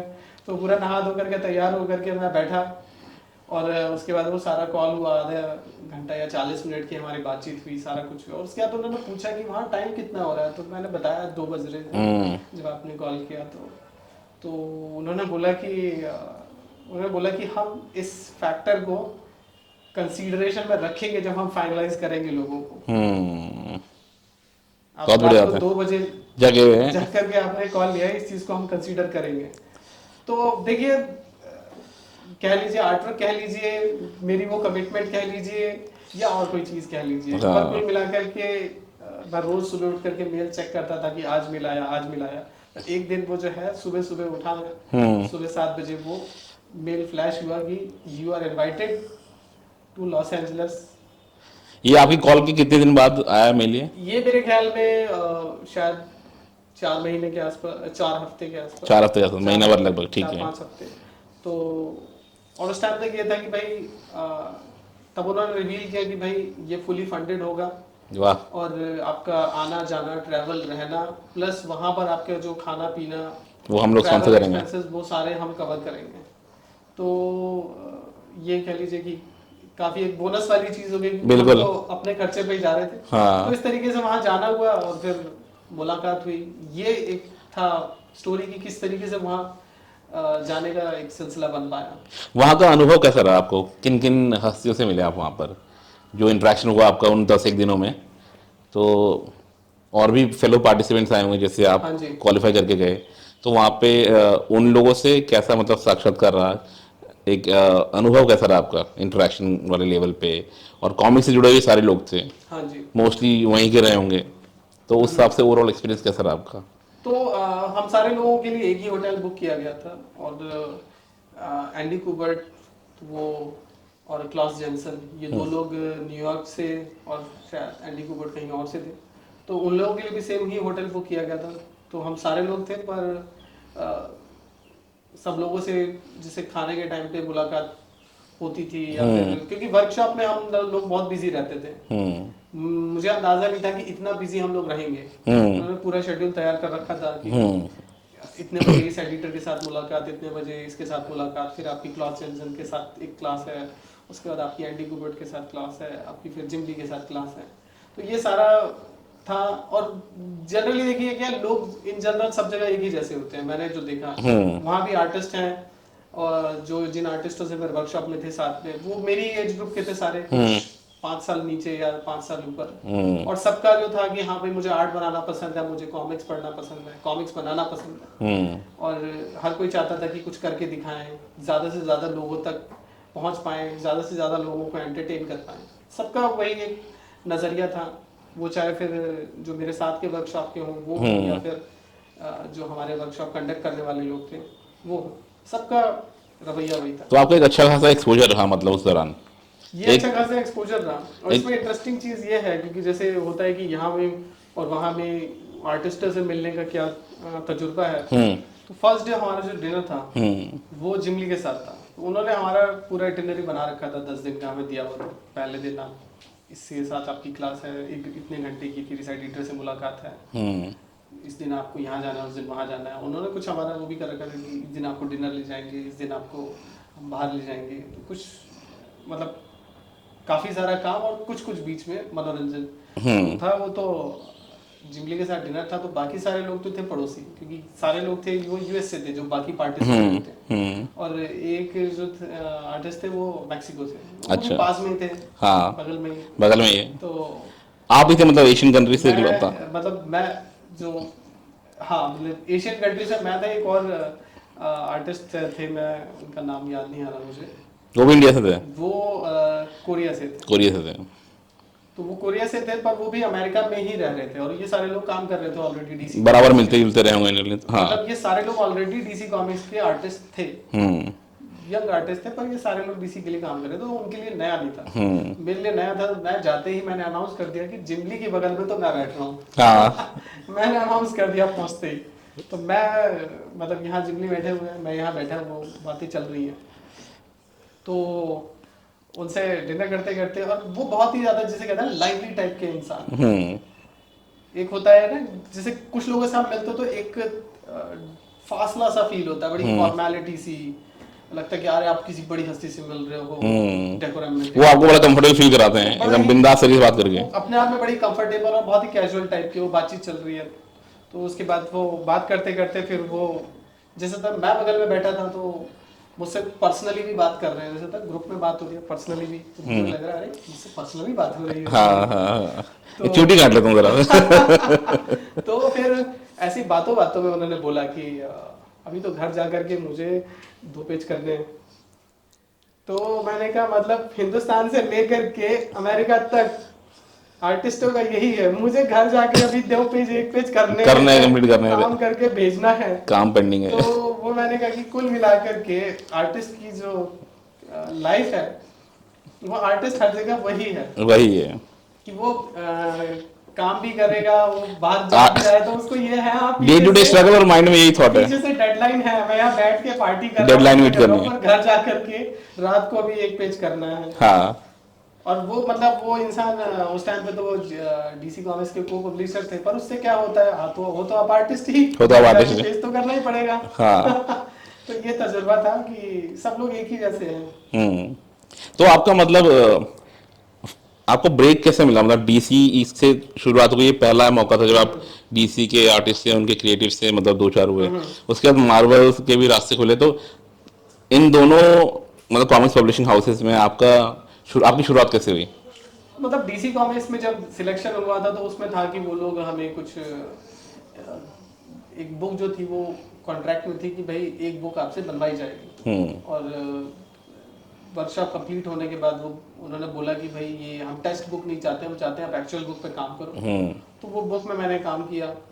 उसके बाद फिर ये है कि जब आप निकलते हैं, लोगों से मिलते हैं, लोगों से कांटेक्ट होता है, इंटरेक्शन होता है, नए नए कॉन्टैक्ट्स बनते हैं, नए नए रास्ते पता चलते हैं। तो ये उसी के थ्रू फिर नए लोगों से जानकारी मिली, उसके थ्रू फिर मार्वल कॉमिक्स या फिर डीसी कॉमिक्स या जो दूसरे पब्लिकेशन हाउसेज हैं वहाँ तक फिर आपकी धीरे धीरे पहुँच बनती है। तो बस वो है कि भला वो उस व्यक्ति का जिसने वो फेसबुक पर शेयर किया। काश वो देख रहा हो। आपका एड्रेस दूंगा उसको। बिल्कुल वसूलने आएगा वापस वो। बिल्कुल, उनके लिए एक चाय तो बनती है। बिल्कुल बनती है। और फिर और आपको मतलब जो जितना भी काम आपने अभी तक उनके साथ किया है और कर रहे हैं, वहाँ के क्रिएटिव टीम और जो मैनेजमेंट की टीम है और यहाँ के जो उनके काउंटर पार्ट्स हैं, आपको दोनों के कामकाज में कितना फ़र्क महसूस होता है? देखिए कोई ऐसा खास अंतर नहीं है, जिस तरह, क्योंकि ये क्रिएटिव फील्ड है और क्रिएटिव काम में प्रोफेशनलिज्म चाहिए, डिसिप्लिन चाहिए, बट हर कोई जो इसके अंदर आ रहा है वो क्रिएटिविटी की वजह से ही आ रहा है। किसी के माँ बाप ने उसको ये नहीं बोला नहीं तू कॉमिक आर्टिस्ट ही बनेगा, तो सबके काम करने का जो तरीका है, जो अंदाज है, वो वही है। और ये क्रिएटिव प्रोसेस है, तो जैसा यहाँ पर है वैसे ही वहाँ पर है। अच्छा, एडिटर के साथ आपकी बात, प्रोफेशनलिज्म की बात अगर हम करें तो मैंने ऐसे सुना, ऐसा समझा है कि वहाँ पे थोड़ा टाइमलाइंस को लेके बहुत ज़्यादा स्ट्रिक्ट होते हैं लोग, बहुत उसको लेके जो प्रोफेशनलिज्म है कि अगर सपोज 3 महीने में कोई आपको टाइटल पूरा करना है तो 3 मंथ्स में ही पूरा करना है, अदरवाइज वो आर्टिस्ट तक मतलब चेंज कर देंगे, मतलब ऐसा भी कुछ रहता है। तो ये सच है, कितने किस हद तक सच है? ये काफी हद तक सच है कि जो किताब है वो टाइम पे जानी है, पर ये है कि वहाँ पे ये एक जनरल कल्चर है, क्योंकि हमारे इंडिया के अंदर जनरली लोग बफर ज्यादा रखते हैं, ठीक है ये काम आज नहीं तो कल हो जाएगा। हाँ, सारा हमारा एक वो जनरल कल्चर है। तो वैसे ही वहाँ पर भी है कि भाई ये काम जो है ये इस तारीख को जाना है तो वो जाना ही। बट ये चीज़ काफ़ी अच्छी लगती है क्योंकि यहाँ पे एक रिस्पेक्ट नज़र आता है रीडर को लेकर, जो आपके रीडर्स हैं कि भाई उनको अगर कोई टाइटल प्रॉमिस किया है 3 महीने में आप तक पहुँचेगा, तो उसको पूरा भरसक प्रयास करते हैं कि उसी टाइम पीरियड में उन तक पहुँचाया जाए। तो मुझे तो ये चीज़ काफ़ी अपीलिंग लगती है कि अगर ऐसा एटीट्यूड है वहाँ पर तो सभी लोग सजग रहते हैं। जी बिल्कुल ठीक बात है, क्योंकि बिजनेस तो देखिए बिजनेस के तरीके से ही होगा। बिल्कुल। क्रिएटिविटी अपनी जगह है, बट इन दी एंड आप एक सर्विस दे रहे हैं लोगों को, सर्विस हर कोई चाहता है टाइम पे मिले। बिल्कुल। तो कुछ कुछ कुछ एक अगर टाइटल्स आप अगर हमें बताएं, जो आपने डीसी और मार्वल के मतलब अम्ब्रेला के अंदर किए हैं, कुछ एक टाइटल्स के नाम बताइए आप। डीसी के लिए जो मैंने एक तो सबसे पहले हम लोगों ने काम किया था वो एक टैलेंट वर्कशॉप के जो भी पार्टिसिपेंट थे उन सबका 10-10 पेज की स्टोरीज लेके उन्होंने एक बुक बनाई थी। और वो उसमें मैंने एक डेड शॉट की स्टोरी थी, वो काफ़ी इंपॉर्टेंट स्टोरी थी क्योंकि उसके अंदर डेड शॉट का जो एक भाई होता है वो उसके अंदर उसको दिखाया गया है। अच्छा। तो एक नया कैरेक्टर उसके अंदर इंट्रोड्यूस हुआ। इसके अलावा मार्वल के लिए जैसे मैंने डेयरडेविल के ऊपर काम किया। काजार एक कैरेक्टर है उसकी कुछ किताबें मैंने करी। अच्छा। डीसी कॉमिक्स के लिए जटाना जो कैरेक्टर है उसके लिए मैंने किया। अभी फिलहाल द विजिल करके एक सीरीज आ रही है उस पे रामवी राइटर हैं, तो उनके साथ मिल करके हम लोगों ने ये सीरीज को क्रिएट करी है, कैरेक्टर को क्रिएट किए हैं, तो वो अब सीरीज मंथली आ रही है। तो ये कुछ टाइटल है जो मैंने किए हैं। उसके अलावा फिर बूम स्टूडियोज के लिए मैंने काफ़ी किताबें की हैं। फायरफ्लाई, अच्छा, कि उसके काफ़ी सारे इश्यूज किए हैं। प्लैनेट ऑफ द एप्स काफ़ी पॉपुलर मूवी है, तो उसकी एडेप्टेशन, कॉमिक बुक एडेप्टेशन और उसकी जो एक्सटेंडेड स्टोरी लाइन है वो करने में काफ़ी मज़ा आया मुझे। अच्छा। अच्छी स्क्रिप्ट लिखी गई थी। तो बूम स्टूडियोज के अंदर किया आपने, मतलब? वो हाँ जी, वो सारा काम मैंने बूम स्टूडियोज के अंदर किया, तो उनके साथ काम करने का अपना एक अलग एक्सपीरियंस है। वहाँ पे पर्सनल टच ज़्यादा है एडिटर्स के साथ या अच्छा। जो दूसरे जो लोग हैं उनके मैनेजमेंट में। तो जितने भी आपने ये कॉमिक्स पब्लिशिंग हाउसेस के नाम बताएं, इनके साथ अभी भी आप परस्पर काम कर रहे हैं? थोड़ा बहुत गैप चल सकता है बट मतलब हाँ, मतलब सबके साथ एक कनेक्शन तो देखिए बना ही हुआ है, पर इन दी एंड ये होता है कि बिजनेस में तो जब आप काम कर रहे हैं तो आप ऑब्वियस सी बात है फ्रीक्वेंटली आपकी मेल आ रहे हैं जा रहे हैं, बट वो है कि हाँ सबसे एक संपर्क सा बना हुआ है। ठीक पर है। जाहिर सी बात है कि अब एक टाइम में एक ही किताब हो पाती है। हाँ जी। जाहिर सी बात है, अंडरस्टूड सी चीज़ है। पर एक इसके साथ ये है, लेकिन ये सारे सालों के दौरान फिर भी राज कॉमिक्स का एक ऐसा है कि ऑन एंड ऑफ जो है एक जुड़ाव बना रहा है। रहता है। कई बार संजय जी को फोन मिला दिया कि हाँ सर मिलने का मन है, आ रहे हैं हम, हाँ, मिलते हैं आपसे। हाँ, कुछ काम नहीं है, सिर्फ मिलना के लिए जा रहे हैं। हाँ, वहाँ पे गए, वहाँ पे बात हो रही है, बुक्स रखी हुई है, अच्छा ये सर नया नागराज आ रहा है, ये नया तिरंगा आ रहा है, तिरंगा का सर अगर ऐसा कुछ किया जाए तो हाँ, एक अलग चीज उस लेवल पे डिस्कोर्स बातचीत का चलता है। मतलब ये है कि हम चाहे उस पे काम कर रहे हैं या नहीं कर रहे हैं, हाँ। हमने जिंदगी में कभी फाइटर कोट्स नहीं बनाया, लेकिन वो जो एक बचपन का जो होता है ना कि ये कैरेक्टर सर ऐसा अगर हो, ये किया जा सके, हाँ, तो कैसा रहेगा। और संजय सर जो है उनकी कुर्सी जो है वो उस पर बैठना बड़ा मुश्किल काम है, क्योंकि उनको सलाह देने वाले दुनिया जहाँ के लोग हैं हाँ, वो भी मतलब बड़े धीरज के साथ सबकी सलाहें सुनते हैं और फिर अपना एक मतलब डिसीजन लेते हैं। वो अपना डिसीजन लेते हैं। तो ये है कि कहीं ना कहीं हमारे अंदर का जो क्रिएटिव और जो फैन है वो जब जाते हैं तो उनके सामने निकल ही आता है कि सर ये चीज ऐसे या वैसे, इसके साथ सर ये स्टिकर वो ये होना चाहिए, पोस्टर ये वाला। मैं इनपुट्स बराबर देते रहते हैं। हाँ, देखिए वो तो एक जो लगाव है वो तो है ही। चलिए, आपने अच्छा किया, मतलब आप खुद ही मतलब यूएस से वापस कनेक्ट आपने मतलब इंडियन कॉमिक्स पे आ गए। तो इंडियन कॉमिक्स इंडस्ट्री की बात करें तो डायमंड कॉमिक्स के बारे में आपने बताया। फिर आपने एक लेसन नोन पब्लिशिंग हाउस है उसका बताया जो कोई संत समागम के थ्रू, ग्रुप के थ्रू पब्लिश हुआ करता था। फिर हम राज कॉमिक्स तक आ गए थे। तो इसके इतर भी आपने कुछ और इंडियन कॉमिक्स पब्लिशिंग हाउसेस के लिए काम किया है? इसके अलावा मैंने कैम्पफायर ग्राफिक नॉवेल्स में काफी लंबे टाइम तक काम किया, काफी अलग अलग टॉपिक की किताबें मैंने वहाँ पे की। कुछ किताबें काफी ज्यादा इंटरेस्टिंग रही थी, और एक मेरा शौक है, जैसे मैंने बोला कि मुझे काफी ज्यादा नॉलेज है, जानकारी का शौक है, तो वहाँ पे इस तरह की कॉमिक्स पब्लिश होती हैं जैसे वर्ल्ड वॉर 1 है, वर्ल्ड वॉर 2 है, तो इस तरह के हैं कि उसमें खुद मेरा पर्सनल इंटरेस्ट था कि उस टाइम पे वॉर कैसे हुआ था, क्योंकि जनरली हम पढ़ते हैं कि पोलैंड ने जर्मनी ने पोलैंड पे अटैक कर दिया, इंग्लैंड वहां चला गया, बट एक्चुअल में हुआ क्या? जो वॉर है वो एक्चुअल में मिलिट्री के जो फौजी थे, सिपाही थे, रियल ह्यूमन बींग्स, उन्होंने लड़ी। वो पॉलिटिक्स पॉलिटिशियन वो पीछे बैकग्राउंड पे चल रहा था। हाँ बट हाँ। तो वो काफी कुछ सीखने को मिला कि क्या कंडीशंस थी, किस किस तरह के लोग थे, किस किस तरह की घटनाएं हुई जो कि आमतौर पे हम नहीं पढ़ते, हमारी स्कूल की किताबों में या कहीं भी जनरल किताबों में वो नहीं होती है। कैंप फायर के ग्राफिक नॉवेल्स इस मामले में काफ़ी नॉलेजेबल होते हैं। जैसे कि आपने बताया हिस्टोरिकल सिग्निफिकेंस वाली कोई बुक हो, या फिर आप कहें कि रिलीजियस नैरेटिव लिए कोई बात हो, तो उनको उनके ऊपर ग्राफिक नॉवेल्स बहुत अच्छे आते हैं उनके। और इसके अलावा कैंप फायर के अलावा और किसी पब्लिशिंग कैंप फायर हाउस? के अलावा मैंने जेनेस्कोप के लिए काम किया है, उन्होंने मुझे ऑनलाइन ही अप्रोच किया था, मेरा काम देखा ऑनलाइन, उन्होंने अप्रोच किया कि आप कुछ किताबें हम बनवाना चाहते हैं, तो उनके लिए कुछ किताबें मैंने बनाई। Grimm fairy tales I think issue number 88 और उसके आसपास की एक दो इशू, और फिर ओज एज ऑफ द डार्कनेस, उसका जो इनिशियल स्टार्टिंग के जो इशू थे वो मैंने बनाए। अच्छा। और अभी आपने मतलब संजय सर का जिक्र छेड़ा ही था, तो फिर उनसे कोई ऐसी जुड़ी हुई कोई आपकी मेमोरी है जो आप शेयर करना चाहेंगे? देखिए मेमोरी तो बहुत सारी हैं, और ये है कि इनिशियली जब हम जाते थे राज कॉमिक्स तो विवेक जी से ही हमारी बातचीत हुआ करती थी। सुपर इंडियन की जितनी किताबें मैंने की हैं वो सारी उस टाइम पे संजय जी से इंटरेक्शन ना के बराबर ही था। और संजय जी उस टाइम पे लंबे लंबे बाल रखते थे और उनके अच्छे खासा डील डॉल था, तो बड़ा ही इंटिमिडेटिंग सा उनका वो हुआ करता था। और उसके बाद भाई राज कॉमिक्स के पब्लिशर संजय सर सुना आपने? मतलब वो ये फीलिंग मतलब सर्वव्यापी है।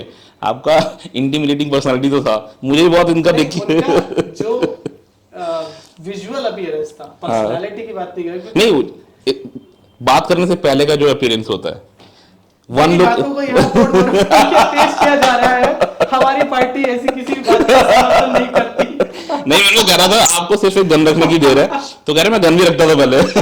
नहीं, असल में ये एक मजेदार किस्सा है क्योंकि जब मैं नागराज बना रहा था ना, तो उस टाइम पे बहुत ही ज्यादा रिसर्च करके वो किताबें बनाई गई थी जितना पॉसिबल था। कि अब जैसे इटली सीरीज है तो ऐसे नहीं कि कुछ भी बना दिया, वो अगर वो कॉमिक्स में भी दिख रहा था टैक्सी कैसी है, अगर नागराज उतरा है, फुटपाथ कैसे है, जनरली कोई वहाँ पे जो इंडियन ड्राइवर है, मेन हॉल के ढक्कन कैसे है, रेड लाइट कैसी है, वो तो जितना पॉसिबल था एक टाइम फ्रेम के अंदर वो सारा रिसर्च करते थे। और मैं जाता था संजय जी के पास कि सर ये प्रिंट आउट चाहिए, वो प्रिंट आउट चाहिए, इसका प्रिंट आउट चाहिए, वो निकाल रेफरेंस के लिए। हाँ। तो ऐसी मैं जाता था, जैसे इटली सीरीज पे काम हो रहा है तो मैं जाता था सर रेड लाइट्स का कुछ चाहिए, तो वो रेड लाइट सर्च करके निकाल के दे देते थे। सर टैक्सी चाहिए तो वो टैक्सी निकाल के दे देते। मैं एक दिन क्या, मैंने बोला सर रिवॉल्वर चाहिए, तो ना बैग खोल के मुझे रिवॉल्वर दे दिया। रियल वाला ले ले, तो उन्होंने रियल वाला दे दिया। तो मैंने बोला सर रियल वाला नहीं चाहिए, फोटो वाला चाहिए। मतलब कट्टा था कि प्रॉपर रिवॉल्वर था?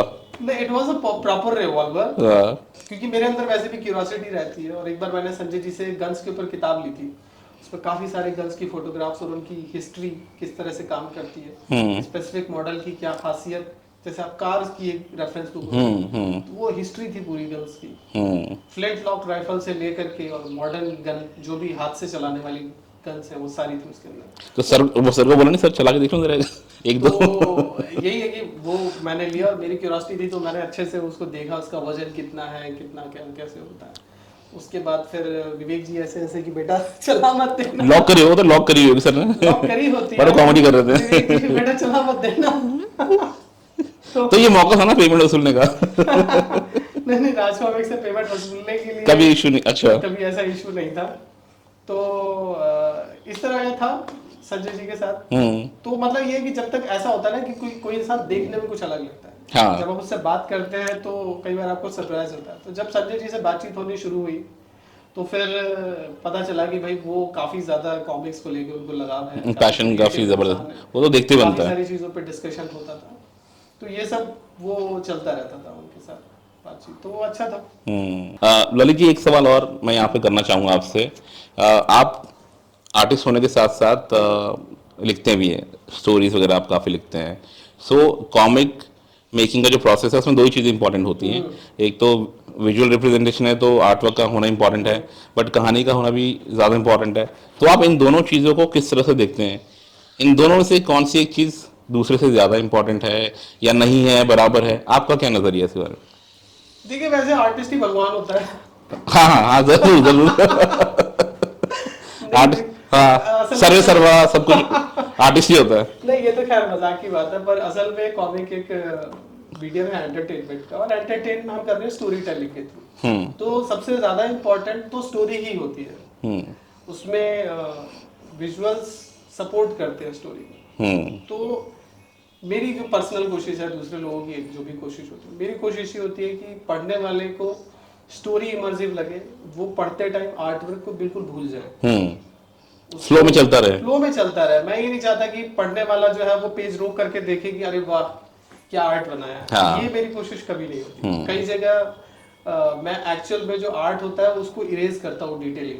अच्छा, ये बहुत ज्यादा अटेंशन ले रहा है, हाँ। बहुत ज्यादा डिटेल्ड हो गया, उसकी डिटेल में इरेज करता हूँ, कहानी के फ्लो में इम्पैक्ट पड़ेगा। हाँ, वो कहानी से ध्यान हटे। सबसे इम्पोर्टेंट देखिए कहानी, और कहानी जो है वो कभी भी हमेशा चित्रों के ऊपर रहती है, चित्र उसके ऊपर हावी नहीं होने चाहिए।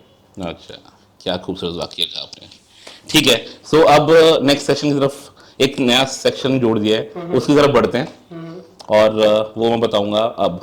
ओके, सो ये जो नया सेक्शन है इसमें हम कुछ क्वेश्चंस लेते हैं जो भी हमारे दोस्त लोग हैं जो हमारा चैनल देखते हैं। सो मैं फटाफट से शुरुआत करूंगा। It's not a rapid fire round दो, मतलब आप आराम से जवाब दे सकते हैं, कोई वो नहीं है। तो first of all, first thing first, हमारे एक मित्र हैं, वो भी एक फेलो यूट्यूबर हैं, इंडियन कॉमिक्स ट्यूबर नाम से। सो उनका सवाल है कि राज कॉमिक्स से डीसी तक का सफ़र आपने कैसे तय किया? क्या हम आपको इंडिया में आगे भी देखते रहेंगे, या जल्दी आप अपने बाहर के प्रोजेक्ट्स के साथ अब्रॉड ही सेटल हो जाएंगे एक स्माइली के साथ? देखिए, जो डीसी कॉमिक्स और राज कॉमिक का जो सफर है वो मैं पहले ही बता चुका हूँ। लेकिन जहाँ तक बात है कहीं अब्रॉड सेटल होने की, तो ये है कि अब तक देखिए मैंने जो जो चीज़ें की उनमें बहुत सारी चीज़ें प्लान नहीं करी थी। तो ज़िंदगी में बहुत कुछ होता है जो इंसान सोचता नहीं हो जाता है, तो इस बारे में मैं फिलहाल कुछ कह नहीं सकता। पर हालांकि दुनिया घूमने का मौका मिलेगा, देखने का, सीखने का मौका मिलेगा तो ज़रूर जाएंगे। चलिए, ओके। दूसरा सवाल है, ये सुदीप मेनन जी हैं, बहुत ही रिनाउंड राइटर हैं। तो वो आपसे पूछना चाह रहे हैं कि Lalit ji, are you open to work as an artist for an Indian comic outside Raj comics? So कुछ इंडिकेट कर रहे हो अब।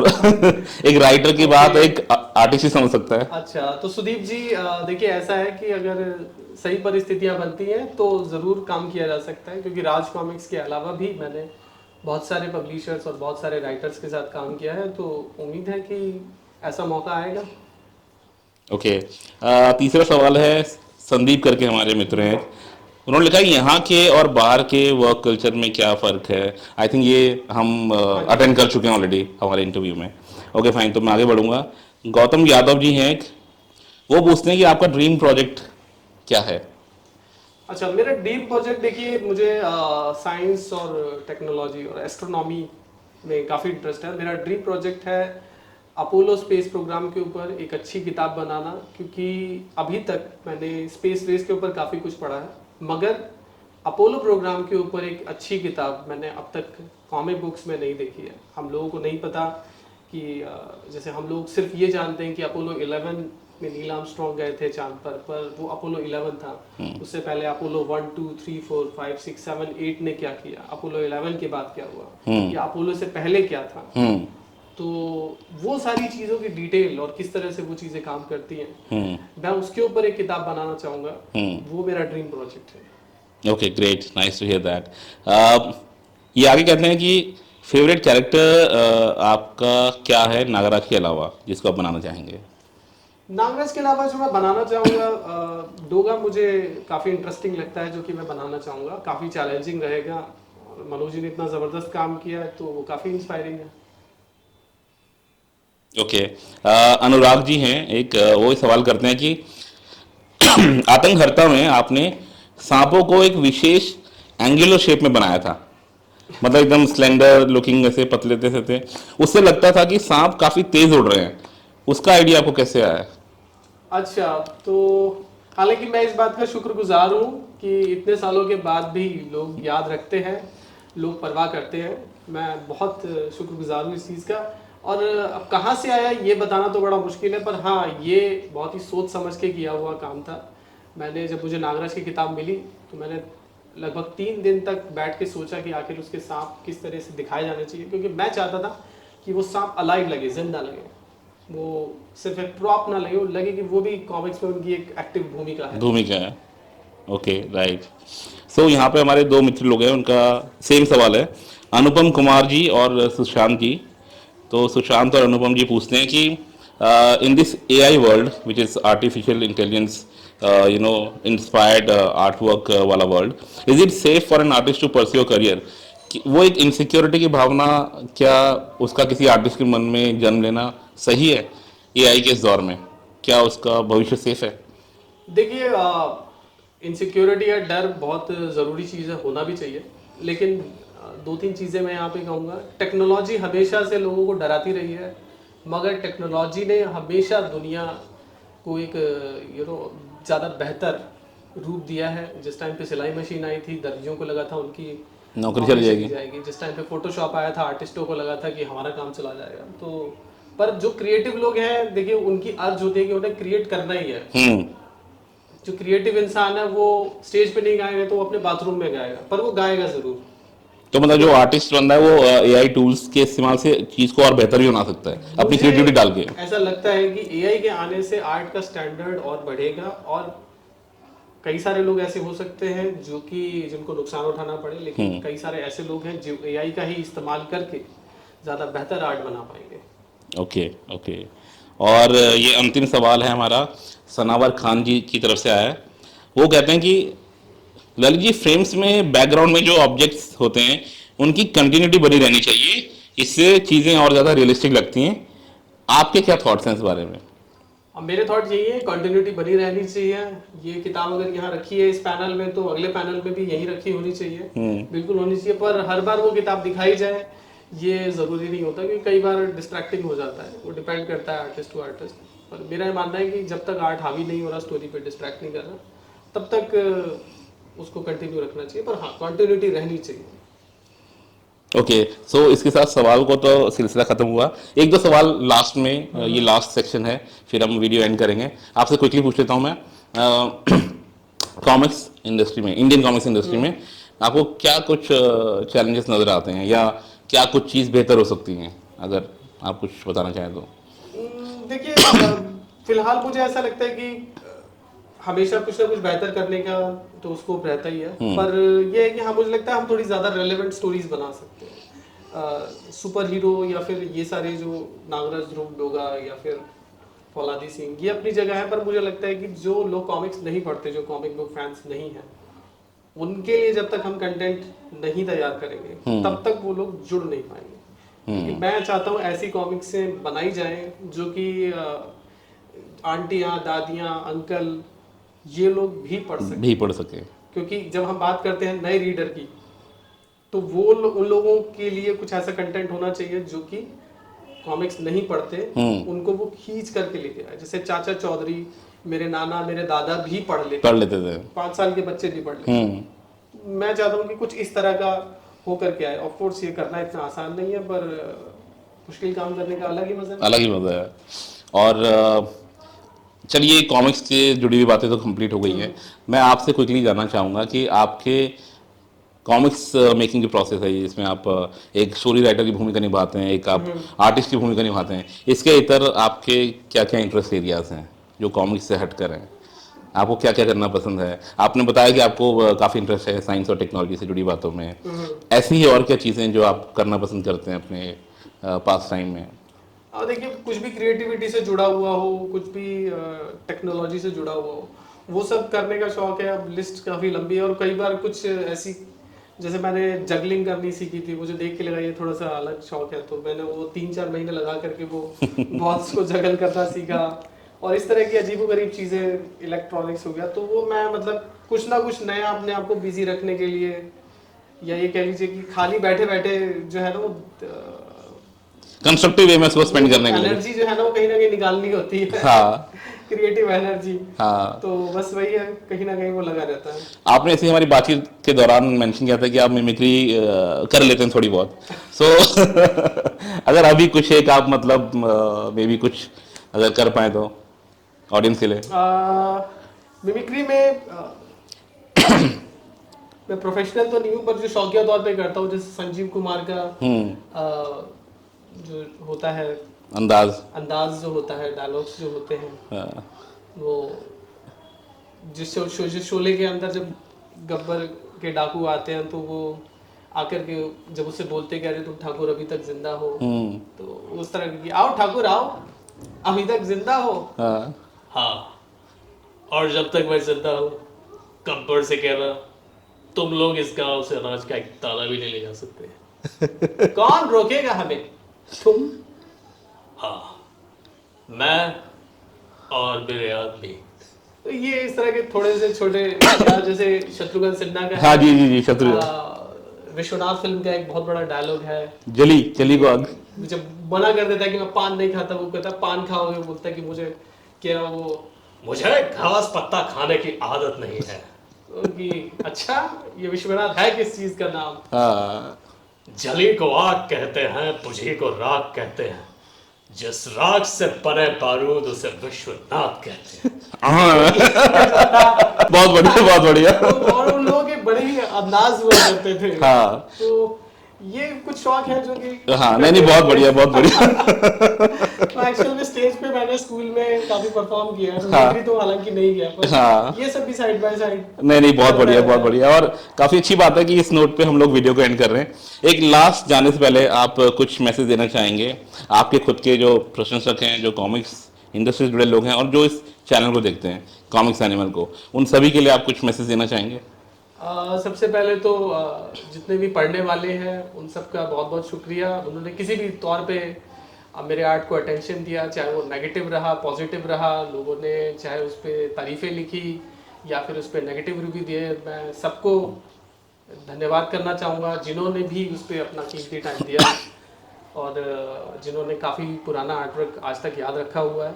उसके अलावा कॉमिक्स एनिमल को बहुत बहुत शुक्रिया, थैंक यू। काफ़ी अच्छा काम कर रहे हैं ये लोग, काफ़ी अच्छी अप्रोच है इनकी, और मैं चाहूँगा कि ये भी अपने मकसद में कामयाब हो।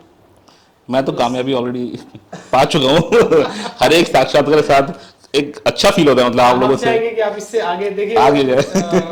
क्या है कि वो सितारों के आगे जहाँ और भी हैं, तो हर नई चोटी के बाद एक नई और ऊंची चोटी उससे वो चोटी नजर आती है, उससे ऊंची वाली चोटी पर जाएं। क्या बात है। और मैं चाहूंगा कि मैं जब उस नई चोटी पर पहुंचूं तो वहां भी आप मुझे मिलें साक्षात्कार के लिए, एक और अगले साक्षात्कार के लिए आपकी नई अचीवमेंट्स के साथ। तो बहुत बहुत शुक्रिया, आज आपने आपको अपना कीमती वक्त दिया और काफी लाइवली रहा ये इंटरव्यू, जैसा कि मैं एक्सपेक्ट कर रहा था। बहुमुखी प्रतिभा के स्वामी हैं आप। तो आपने कम से कम 3-4 तो दिखाई दिए। बहुत बहुत शुक्रिया आपका। अगर आप कुछ बॉल्स लेके आए होते तो मैं शायद जगलिंग भी करता, बट ठीक है, मेरे ख्याल में जगलिंग के बिना भी इंटरव्यू चल जाएगा। Talking of balls and juggling, let's end this video right here. Thank you दोस्तों, बहुत जल्दी आप लोगों से फिर से मिलेंगे किसी नए वीडियो के साथ। It could be a review, it could be an interview. बस कॉमिक्स पढ़ते रहिए जैसे कि आप कर रहे हैं, बहुत अच्छा काम कर रहे हैं, और ये just spread the word. Thank you, good bye.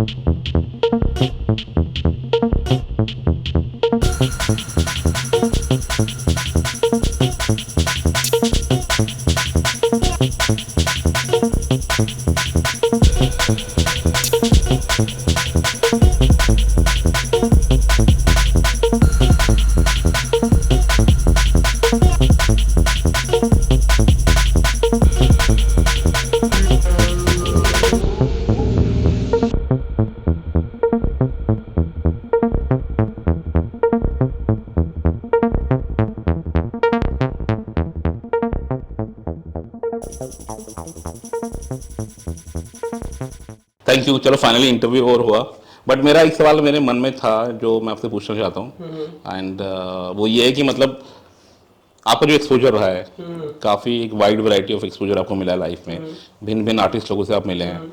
सो आप कुछ एक लेजेंडरी फिगर्स जिनसे आपको मिलने का सौभाग्य प्राप्त हुआ, उनके बारे में कुछ बताएंगे आप क्विकली? मुझे बहुत सारे लेजेंडरी आर्टिस्टों से मिलने का सौभाग्य मिला, और जैसे अनुपम जी हो गए, नरेश जी हो गए, विनोद जी हो गए, और सुनील पांडे जी हैं, और दिलीप चौबे जी, और इसी तरह से जैसे जिमली है, निकू भट्ट है, हेमंत है, कलरिस्ट में अगर बात करें प्रदीप शेरावत, तो ये सारे लोग लीजेंड हैं, काफी बड़ी बड़ी हस्ती हैं, और इन सबसे मिलने का मतलब मिलना का मौका मिलना और साथ में काम करना, साथ में काम करना, तो वो काफी बड़ी बात है। तो काफी भाग्यशाली रहा हूँ, इन सब लोगों से मुलाकात होती है, बातचीत होती है, तो ये सारे लोग हैं। मैं भी आज एक लेजेंड से मिला हूँ। चलिए, बहुत बहुत शुक्रिया। कोशिश करें कि हमारी वो बनने की। बिल्कुल बिल्कुल, आप ऑलरेडी कामयाब हैं। Thank you.